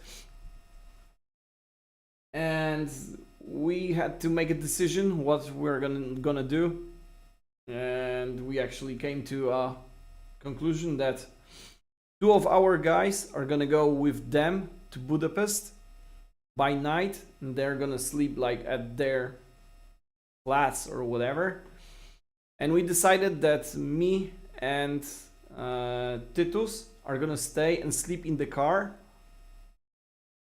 And I think that we packed whole Wolverine with all backline, so they have space to get two of our guys. And they went all night to like a all night drive to Budapest. And we stayed. So actually we stayed, and you know, if you're gonna sleep in car, it's not the best conditions that you have. So like the only solution to sleep over in a car was get fucking wasted. So we did. We actually went to a bar, or I don't know, a bar or like a night groceries, whatever. We bought like 1 liter of vodka, and we drank all this vodka, and then we started to actually invite the city. And like next to the place that we parked, there was like another disco, and we went to a disco drunk as fuck, dancing with some people around there, and they were like, oh, did you play this because we were like the only metalheads in the whole fucking city. It was not even a city, it was a town, something like 10,000 people maybe, like a shithole. It's like in mountains. And the chicks were like, yeah, you got long hairs and stuff, are you musicians? Wow. They're like dancing and stuff, and they're like, ah, come on, man, this is crazy. So we left the disco, and I think that I'm not sure if first of all we went for the vodka or eat. Okay, now I remember. So we decided that we need to get vodka and eat stuff, and we went for like a local kebab or something, and it started to rain as fuck, like, you know, almost tornado. And we ordered this kebab, and then we were standing like in some kind of a passway through between like some blocks, whatever. And we're just standing, so you know, it stops raining. We're eating those kebab and drinking vodka, and suddenly, like, I need to do like something. If you've ever been to Czech Republic and you know Czech people are like one of a kind. They're like the most hilarious, weird, misunderstanding stuff people. Like, everything is confusing, everything is weird. They dress so weirdly, and they're so funny. And all in all, their language for us sounds hilarious, because everything sounds like tiny little cute things. And on the contrary, they laugh at us because Polish for them also sounds hilarious. So this is always so fucking funny. And there is walking out of nowhere this guy with a huge carton box, and he was like dressed like a sort of chef, but very weirdly, like total Czech dress up. And he approached us, and he's like, "Chcecie tapy?" And I'm like, watching Titus is watching me. No tapy. I'm like, what the fuck are tapy? And he was asking us if we want cassette tapes. And man, this guy had a whole fucking box of old school 80s/90s tapes, cassette tapes of disco slash pop slash anything stuff that he wanted to throw out, but he asked us and we said, dude, I've got a cassette player in Wolverine, I'm fucking taking it. So I took a whole box, carton box, like a huge one, of old cassette tapes, including Scooter, including Hathaway, and all those like "What is love?" Dun, dun, dun, dun. And we got back to the car, and we were drinking vodka, eating kebab, and blasting Hathaway all the way until we passed out drunk. Holy fuck! I will never forget this. This was like so fucking hilarious. We were listening to all the... I still got those tapes, and I'm not gonna shit you. I'm gonna fucking show you those tapes. Because I still have some. I need to go to the other room. Not shitting.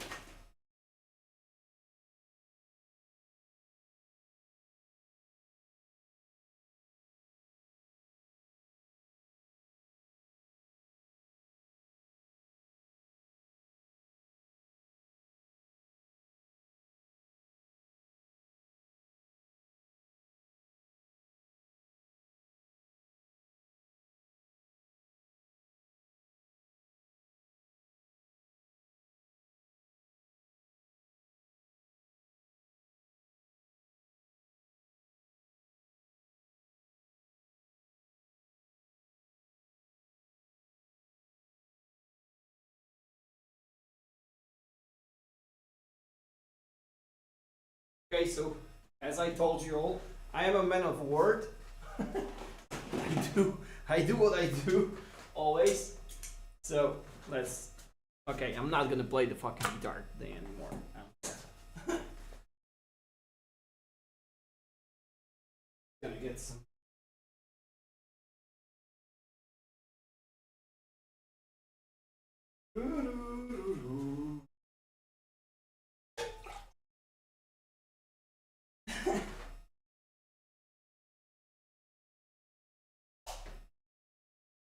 Right, so the actual tapes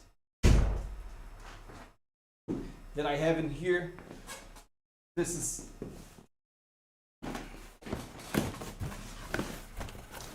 a whole box of tapes. Okay, so what do I have in here, like from the funniest stuff that he gave me, you know? It's like Scooter, Love, then it was okay, actually also some of my personal cassettes, but the stuff that he gave me here sometimes is like kids, and like stuff like that, like mixtapes and shit.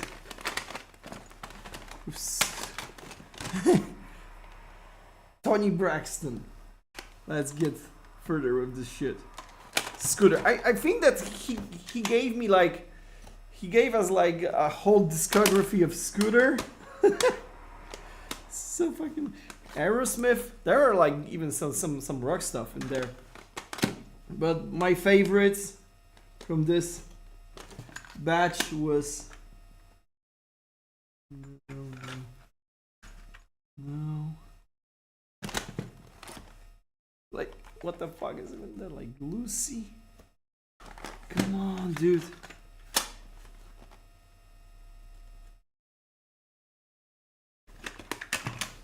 I'm gonna find some spices in here. Yes, I know that. That's not that. Aerosmith. I had like few cassettes that were just beyond hilarious.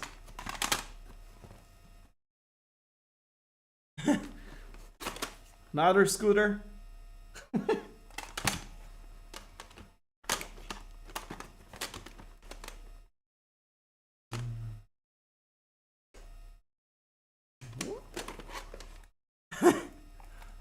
Falco. I have even no idea who the fuck is that.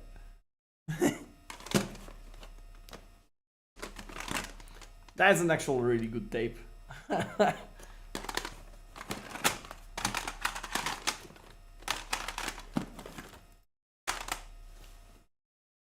Where's my fucking Hathaway?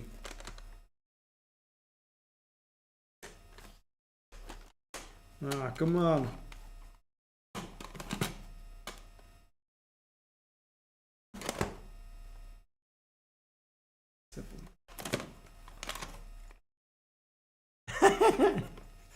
Christoph. I have no idea what this is, but it's probably some kind of like a fucking Czech pop singer. It's definitely not good, that's what I can assure you. I need to find this Hathaway tape because it was fucking amazing. I was blasting it several times in parties that I was organizing here.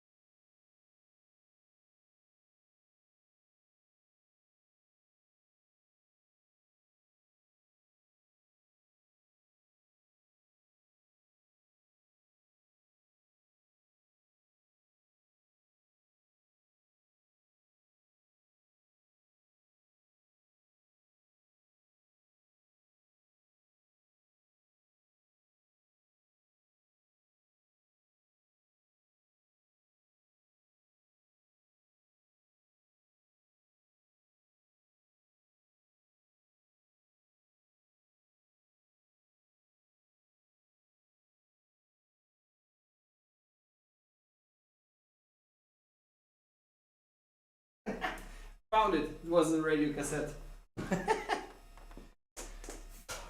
I'm not believing that I'm doing this. Should work.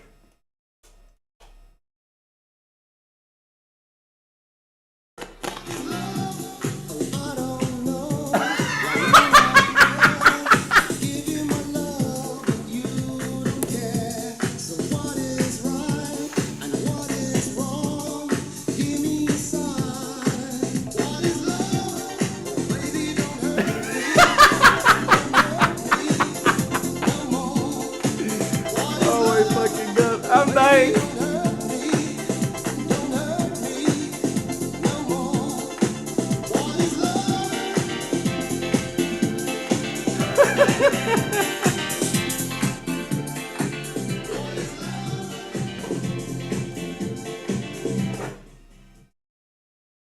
So yeah, I wasn't shitting you.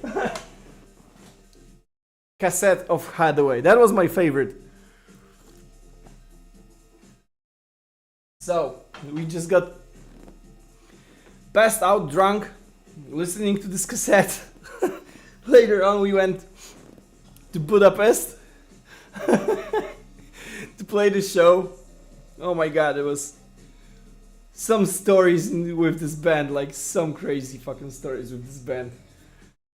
And you know, this is like I couldn't even, you know, like make up this shit because it's impossible. And that was what actually happened. I got fucking tens of tapes with that kind of music. Some of them I lost, some of them I still have, and I just need to find the cover for this one. Yeah. Later on, what happened next with the band? I think that let me check with tournée stuff. I think later on we just played 2 shows in May, one in Warsaw with Parasite, and then we played in Estrada Bydgoszcz.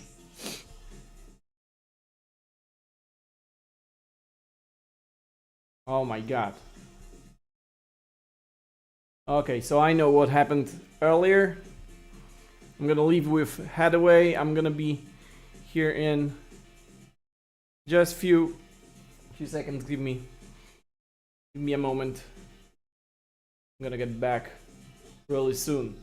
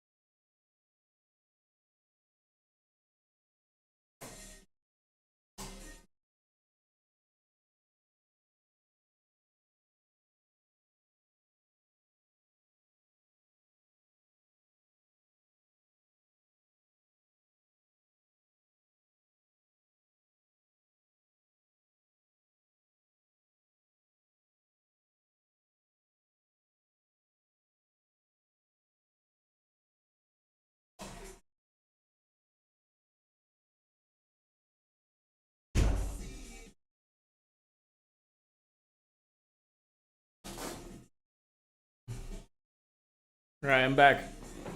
Just need something to drink and eat because I'm hungry. Okay, leaving with Hathaway. I'm going through the rest. So what happened? What was happening later? Okay, so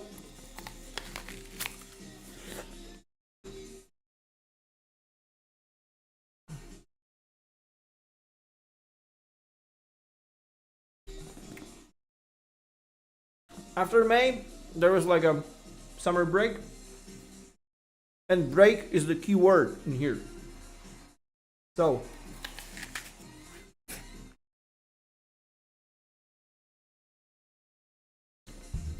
I've been spending some time in Krakow. That was probably my first summer vacation in Krakow that I was living there. I was already in guitar school, Guitar Manic, teaching the guitar. And I think that at some point, and what is the background? Because I'm seeing that we are having few cool shows booked in here. I see that the Cieszanów Rock Festival, Metal Crowd Festival, and I think that we got booked for Metalhead's Mission in 2013 as well. So what actually happens is we are going on a party somewhere at miasteczko studenckie AGH. This was like my college, and I knew the neighborhood, and there is like this huge college area that there's like one big huge all the time party, especially at summer. And I think that we got maybe for some show or after show or just like a regular hangouts with friends. And okay, I think I need to do this. And we got there like all the friends. And at the time I had something like really weird about arm wrestling. Nobody knows why. I had like the strongest arms in the neighborhood, and I was beating everyone in arm wrestling. And my dear friend from Redemptor, Daniel, couldn't just let it go and accept his failure, because I was beating him as well, and every other person around. No idea why, but it was what it was, right? And we were arm wrestling, and you know, when the day was passing on and got darker and late and darker, we were drunk and more drunk. We started to arm wrestle again, and long story short, we were arm wrestling while standing, not sitting, no table, so we were like arm wrestling like that. And it was sort of late, and the grass started to be slippery. And while wrestling, I beat him like 13 times, and he's like going home, and he's like, okay, bye guys, blah blah blah. And he's like, okay, Hubert, the last one kurwa time, I need to beat you. Yeah, I'm like, dude, I'm gonna crush you again, man. And we were arm wrestling again. And we were struggling, and it was slippery. and I slipped on the grass and fell on my back, and he fell on me and dislocated my elbow like that. I'm like, okay, so it's like when you're drunk, but when those kind of injuries occur, you're like sober in 2 seconds, because the adrenaline and the shock and stuff goes like way like skyrocket high. And I'm lying on this ground. It's maybe 9 p.m. and I'm lying with the twisted arm like that, you know, on the ground.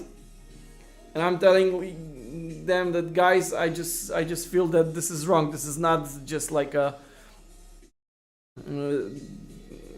that it hurts, but it hurts a lot. I know I can feel in my bone is dislocated. I know that because I also had like a dislocated hip when I was a kid, so I sort of know the pain and the kind of pain. You know, and they got the ambulance, and what was very lucky for me, that when the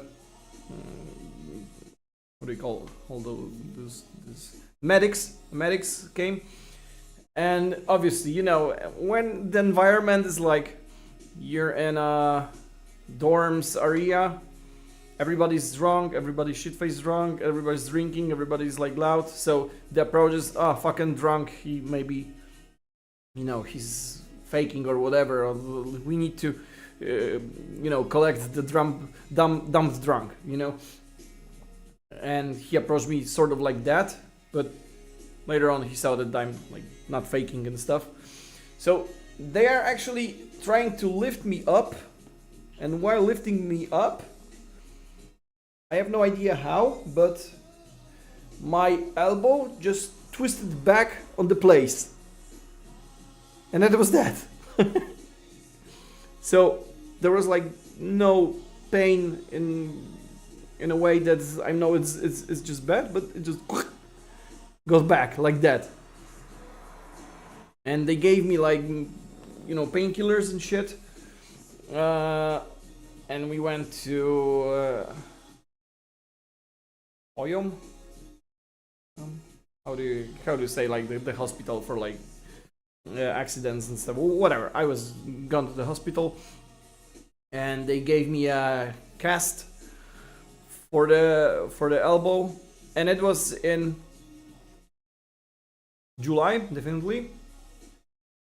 And we had our first show to play in 1 week, like the Metalheads Mission or the Belarusian Fest. I have no idea which one, but I'm like, dude, I'm in a cast. I cannot do shit. I've got a broken elbow or twisted elbow, and it's gonna be 3 weeks in cast. So I'm fucked. And what actually happened is that we canceled the festivals abroad, and there was this one festival, Cieszanów Rock Festival, which was actually booked, I think, for 22nd of August. And this was like 3 weeks after 3 or something weeks after the injury. I know that I had my cast for 3 weeks. After first week, I sort of detached some of the cast to have the ability to move the fingers and to train back and start to play the guitar. And I think I had like 1 week off from the work, and second week I started to teach again, like in cast. It was crazy. I was literally doing lessons with my hand in cast. And after 2 weeks, I think that they told me to break the cast off. And I was in some kind of a treatment that they were stitching me with some kind of like colored tapes. There's some kind of like medical stuff to drain the blood and the injuries, something like that. And I remember that, you know, it was horrible. I couldn't drive, I couldn't do anything. The hand went like, it was half of my hand. It was so weak. I mean, like holding a plate or a cup was tough as fuck. But I sort of, you know, trying to get back into shape, got back into shape. That was actually also the period that I started to get first just a little fluffy, then chubby, and then Chubbert was the actual person. Because of this injury, I became like super fat in maybe 1 year or something. I neglected, you know, like trainings and stuff, and I just get so fucking fat because of that. And I think that after taking off this cast, like 1 week after, we played this Cieszanów festival. I still couldn't carry any stuff. It was painful to play, and I sort of barely made it to play this festival. And the festival itself, oh my fucking god, man, we ruled on this festival like crazy. The thing is, I got so fucking pissed off because this festival was about to be like, we've been in a contest, like a, you know, demo band that's gonna play on Cieszanów Festival if they got enough votes in the internet. That was like the very first voting kind of things in the internet for festivals, so people can vote on the bands that they want to see on the festival. And we were there as one of the 5 bands, and we actually won it. We won this contest, and we got as one of the 5 bands from the contest to play on this festival. But the thing is that I thought that we are gonna play like a legit slot, and it was a totally not legit slot at 11 a.m. not on the main stage, just like on the side of the campus, some kind of small theater-ish stage that no one give a fuck. And I was so pissed, and we actually didn't won the whole contest then, but I was so pissed because like the guys who were making this, the crew and everyone, they were like green as fuck. They didn't know what to do. I was pissed, and I think that back then I did some typical Hubert disaster shit in there. So we played this show. I was screaming at everyone, like you know, arguing with pretty much everyone about stuff, and I think that because of that we just didn't win. I don't even recall who won, but nevertheless it was a shit contest. But we had the entrance for like full festival, and the festival there was like a huge bands, and the headlining band was Vader, and also a lot of Polish rock bands. So we actually had a really good time in there. A lot of drinking, a lot of people that we met. It was so amazingly nice. Back then, so many cool stories that we did. I mean, like the very last day, we got that extremely drunk. Like, I mean, you need to aim in Polak wasted, that insane drinking level. We actually had, we didn't have a hotel, but we were allowed to make tent on the campus area. But we actually didn't make it. I mean, like, I think 2 of the guys, don't remember who, probably Titus and Kuba, or so, I don't even recall who played the bass. I think Romantyczny Jakub played the bass then, or maybe Neluś. Maybe Nelush. Anyways, two of the guys slept in the tent, and me and Jacuś probably were sleeping in Wolverine in my car in the trunk. So I like disabled the seats in the back, and since like you know my car is a combi and it's literally like a you know corpse transport, you know. So we were sleeping then and there, and because obviously we were drunk all the time, we absolutely didn't care, and we were like young. I was, come on, 2013. I've been before my 26th birthday. That's correct. Yeah. I could have died and be in the 27 club, but I didn't. Because I'm too Polak to die.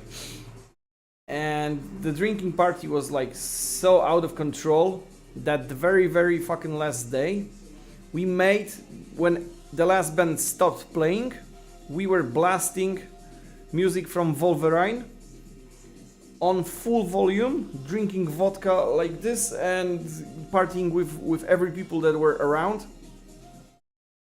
And we passed out. We just literally passed out. I don't recall even where did I wake up.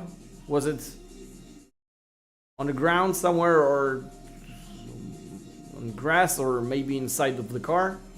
But the thing is that we woke up somewhere around noon. There was literally no one there. Like literally no one there. I think one car, my car. And because we were blasting the music for the whole night and we passed out, the battery got dead and I couldn't start the engine and there was no one there, and the festival area was like a shithole nowhere in Subcarpathia. I mean, we were fucked. I couldn't start the engine, I didn't have tools, I didn't have a loader for the battery, I didn't have a spare one. I'm like, we're doomed. We're literally doomed. We're not gonna get back to the fucking, you know, to Krakow or whatsoever. And I'm like, oh my fucking god. And then I was trying to go find someone, like literally anyone, and I find this one guy who was from the crew who built the scene, the stage, and he found some guy who had a battery loader. And I think that the guy, I borrowed it from him, and we were loading the battery, and then we got to go outside and find some kind of żabka. There wasn't even a fucking żabka back then, it was 2013.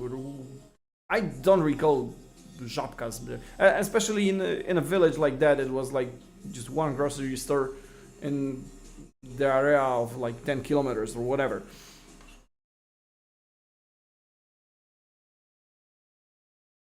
And I think we went to eat something whatsoever, and we went back like after a few hours so we can get the battery. And we approached my car, and I think the guy just unscrewed everything and left me only the battery, and he just fuck off, you know, went wherever he was going to, and I was left just with semi-loaded battery with no tools. And you know, we had to go home, so I was screwing the battery with my bare hands or something. It's like, it's a miracle I didn't get electrocuted or whatever. And I think that I just inserted the battery like that, and just with my hands attached the wires, so but they were loose. And I was starting the engine. Fuck yes, it's working. It's working. So I got everyone who was going to Krakow. I don't know, we probably split it because some of the guys were staying somewhere around Rzeszów, I guess. So I got all the guys, all the equipment, and we drove back to Krakow, hangover as fuck, but alive. And you know, I was super concerned about the battery and everything. And you know, back then there was not that many good roads. And if you consider getting from this kind of shithole where Cieszanów was, where Cieszanów is actually, because Cieszanów is the name of the village. My god. I remember that every bump, hole in the road that I drove in, you know, the moment I dropped in and go, the battery hopped on and off. So every bump that I drove in, my engine got off and on again when the battery clicked back. So that was so crazy, dangerous and insane that I have no fucking idea how we got back from this festival, but it was crazy. It was so fun. I mean, like, everybody was wanting to hang around with us because we were like doing stuff and being funny as fuck and drinking all the time, and we were like poking people, you know, inviting to the party and drinking. Like, I remember that there was like a party around my car. There was like fucking 15 chicks and 4 of us, and we were just like bouncing and drinking vodka and eating stuff and just having so much fun. Back then it was so awesome. I don't even know if we have some photos of that, but if I'll find photos from that, I will definitely not show you. Or am I? Am I gonna show you photos from that?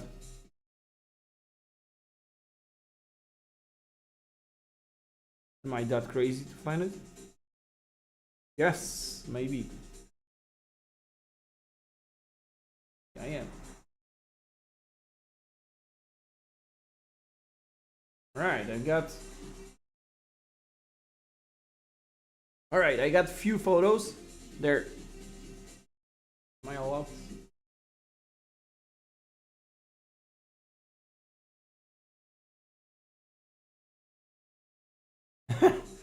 Right.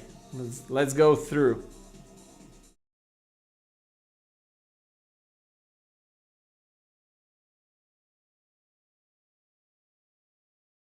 Right, so these are the photos. No idea what's there. Few days before got that sign is like actually spider in the corner. That's me and Jacuś playing Tekken 3 and drinking Cytrynówka. Cytrynówka was the Soplica of 2013. So yeah, drinking beers, playing. That's Titus with free meat that he got from the grill chicks, like after they shut down. They're eating stuff in my Wolverine. This is like the Gimela in the back of the trunk. Yeah, that's us eating shit. That's Chubby Hubert in here. Us with chicks having fun. And all the guys. Fuck. That's so crazy. Oh, that's actually us with Peter from Vader. That's cool. It's me with Agatha, his daughter. Is that Jacuś with James? That's young James, actually. That's young James. Oh my god. That's me with Paulina. She's like a friend from Rzeszów, and she's doing catering in Knockout right now. And this is what we saw after we woke up and repacking the shit. I have no idea. Oh yeah, so I probably got... Yeah. I mean, no description needed to be Oh yeah, this is like one of the last photos that we are drinking shit, moshing and waving everything around, drunk as absolute fucks. I mean, like, come on, look at this face. Guys. Oh, it's hilarious. Oh yeah.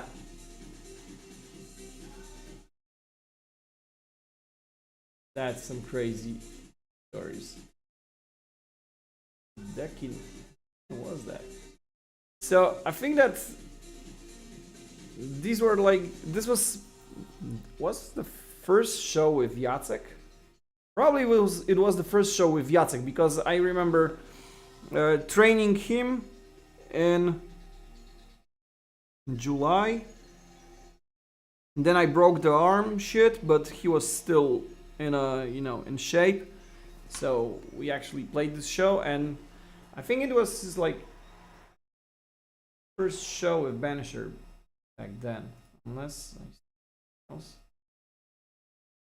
Scarcity tour. No, that was Lucas. Yeah, so it was his first show. It was his first show, and ladies and gentlemen, then what occurs is us playing our very first big tour, which was Rebellion tour with Hate, Gnida, Vedonist, and Pyria.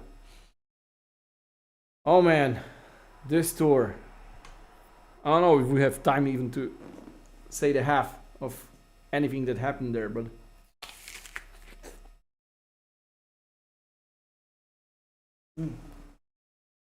take ended.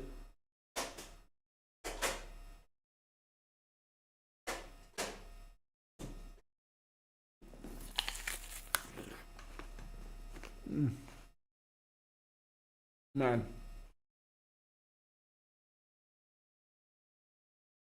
I'm thinking I'm gonna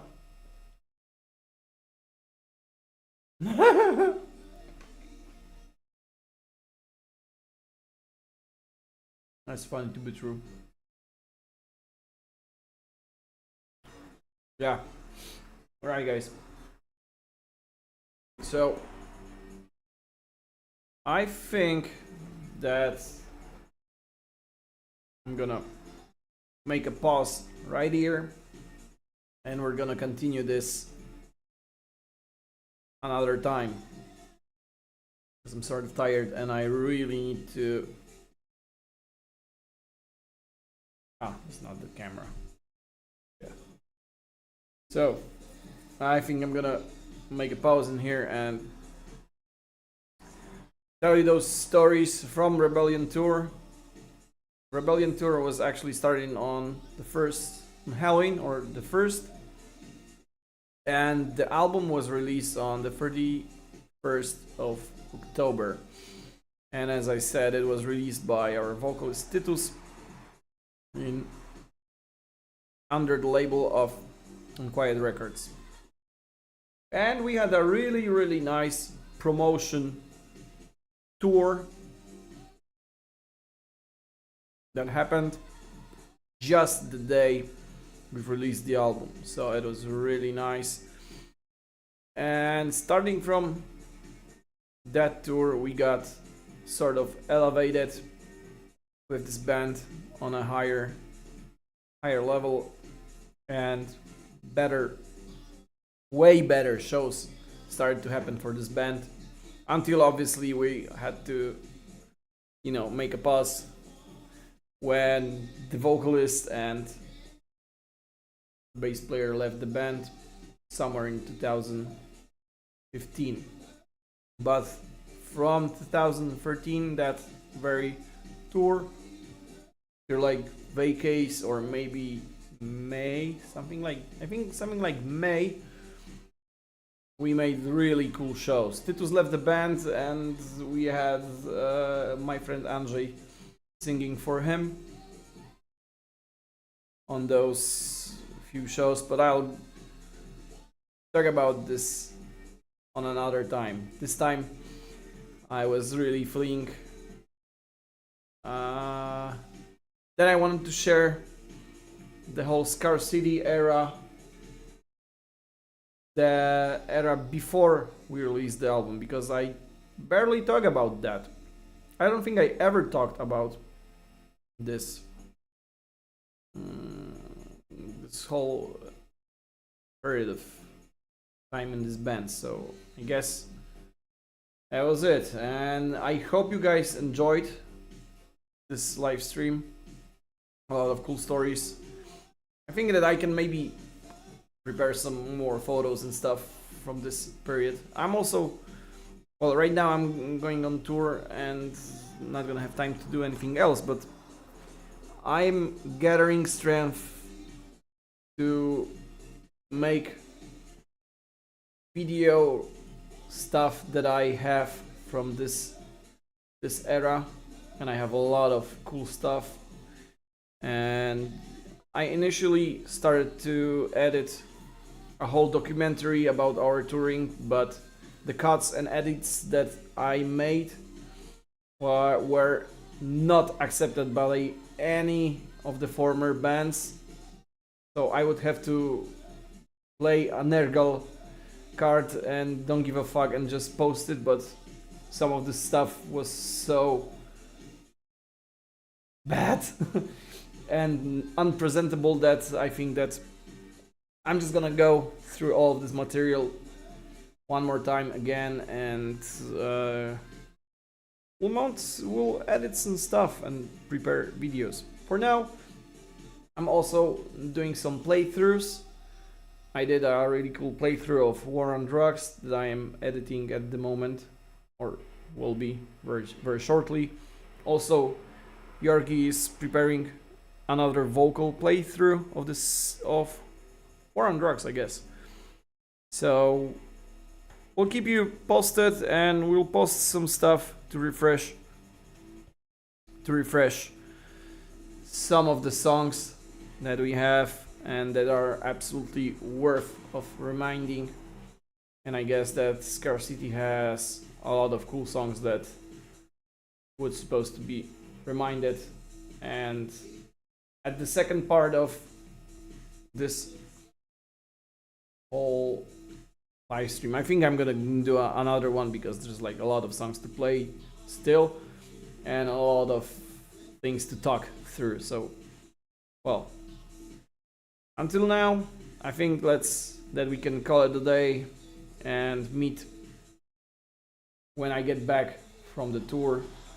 This is gonna be somewhere around 18th of November. To all my Polish friends, I am playing with Diet and Kings of Thrash in Krakow, in Zaścianek, on the 17th of November. That's a Sunday. So if anybody would like to come to this show, I would be more than happy to invite you. Zaścianek, 17th of November. The rest of the tour goes like, let me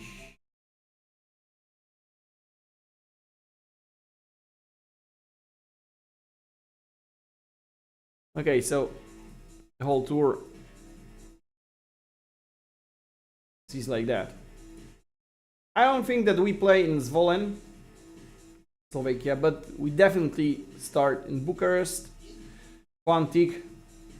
I just hope I'm not gonna lose my guitar there again, because last time I played there I lost my guitar and amp.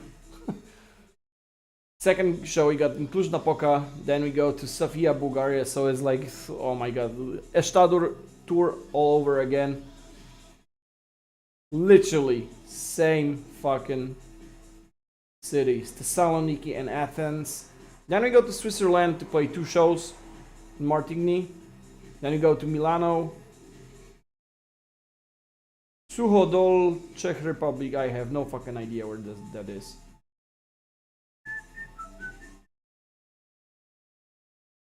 Then there's Anneberg, Buchholz, Germany. No idea where that is. And as I said, we finish in Poland. So that's that. And, well, That's all for tonight. I would like to thank you all for staying with me, and I hope enjoying my anecdotes and stories from the mid-era of Banisher. Soon we will make some newer stuff. I am working on some new ideas as well. I'm a busy guy, all the time something. So for now, I just need to focus on this very tour, and when I'm gonna come back, then I'm gonna focus straight on Banisher. So that's it. I hope you enjoyed Hathaway with my old tapes playing in the background all the time. Yeah, that's it. Thank you for tonight. Hope to see you soon again. That's it. Have a nice rest of the night and see you soon. Very soon. Goodbye.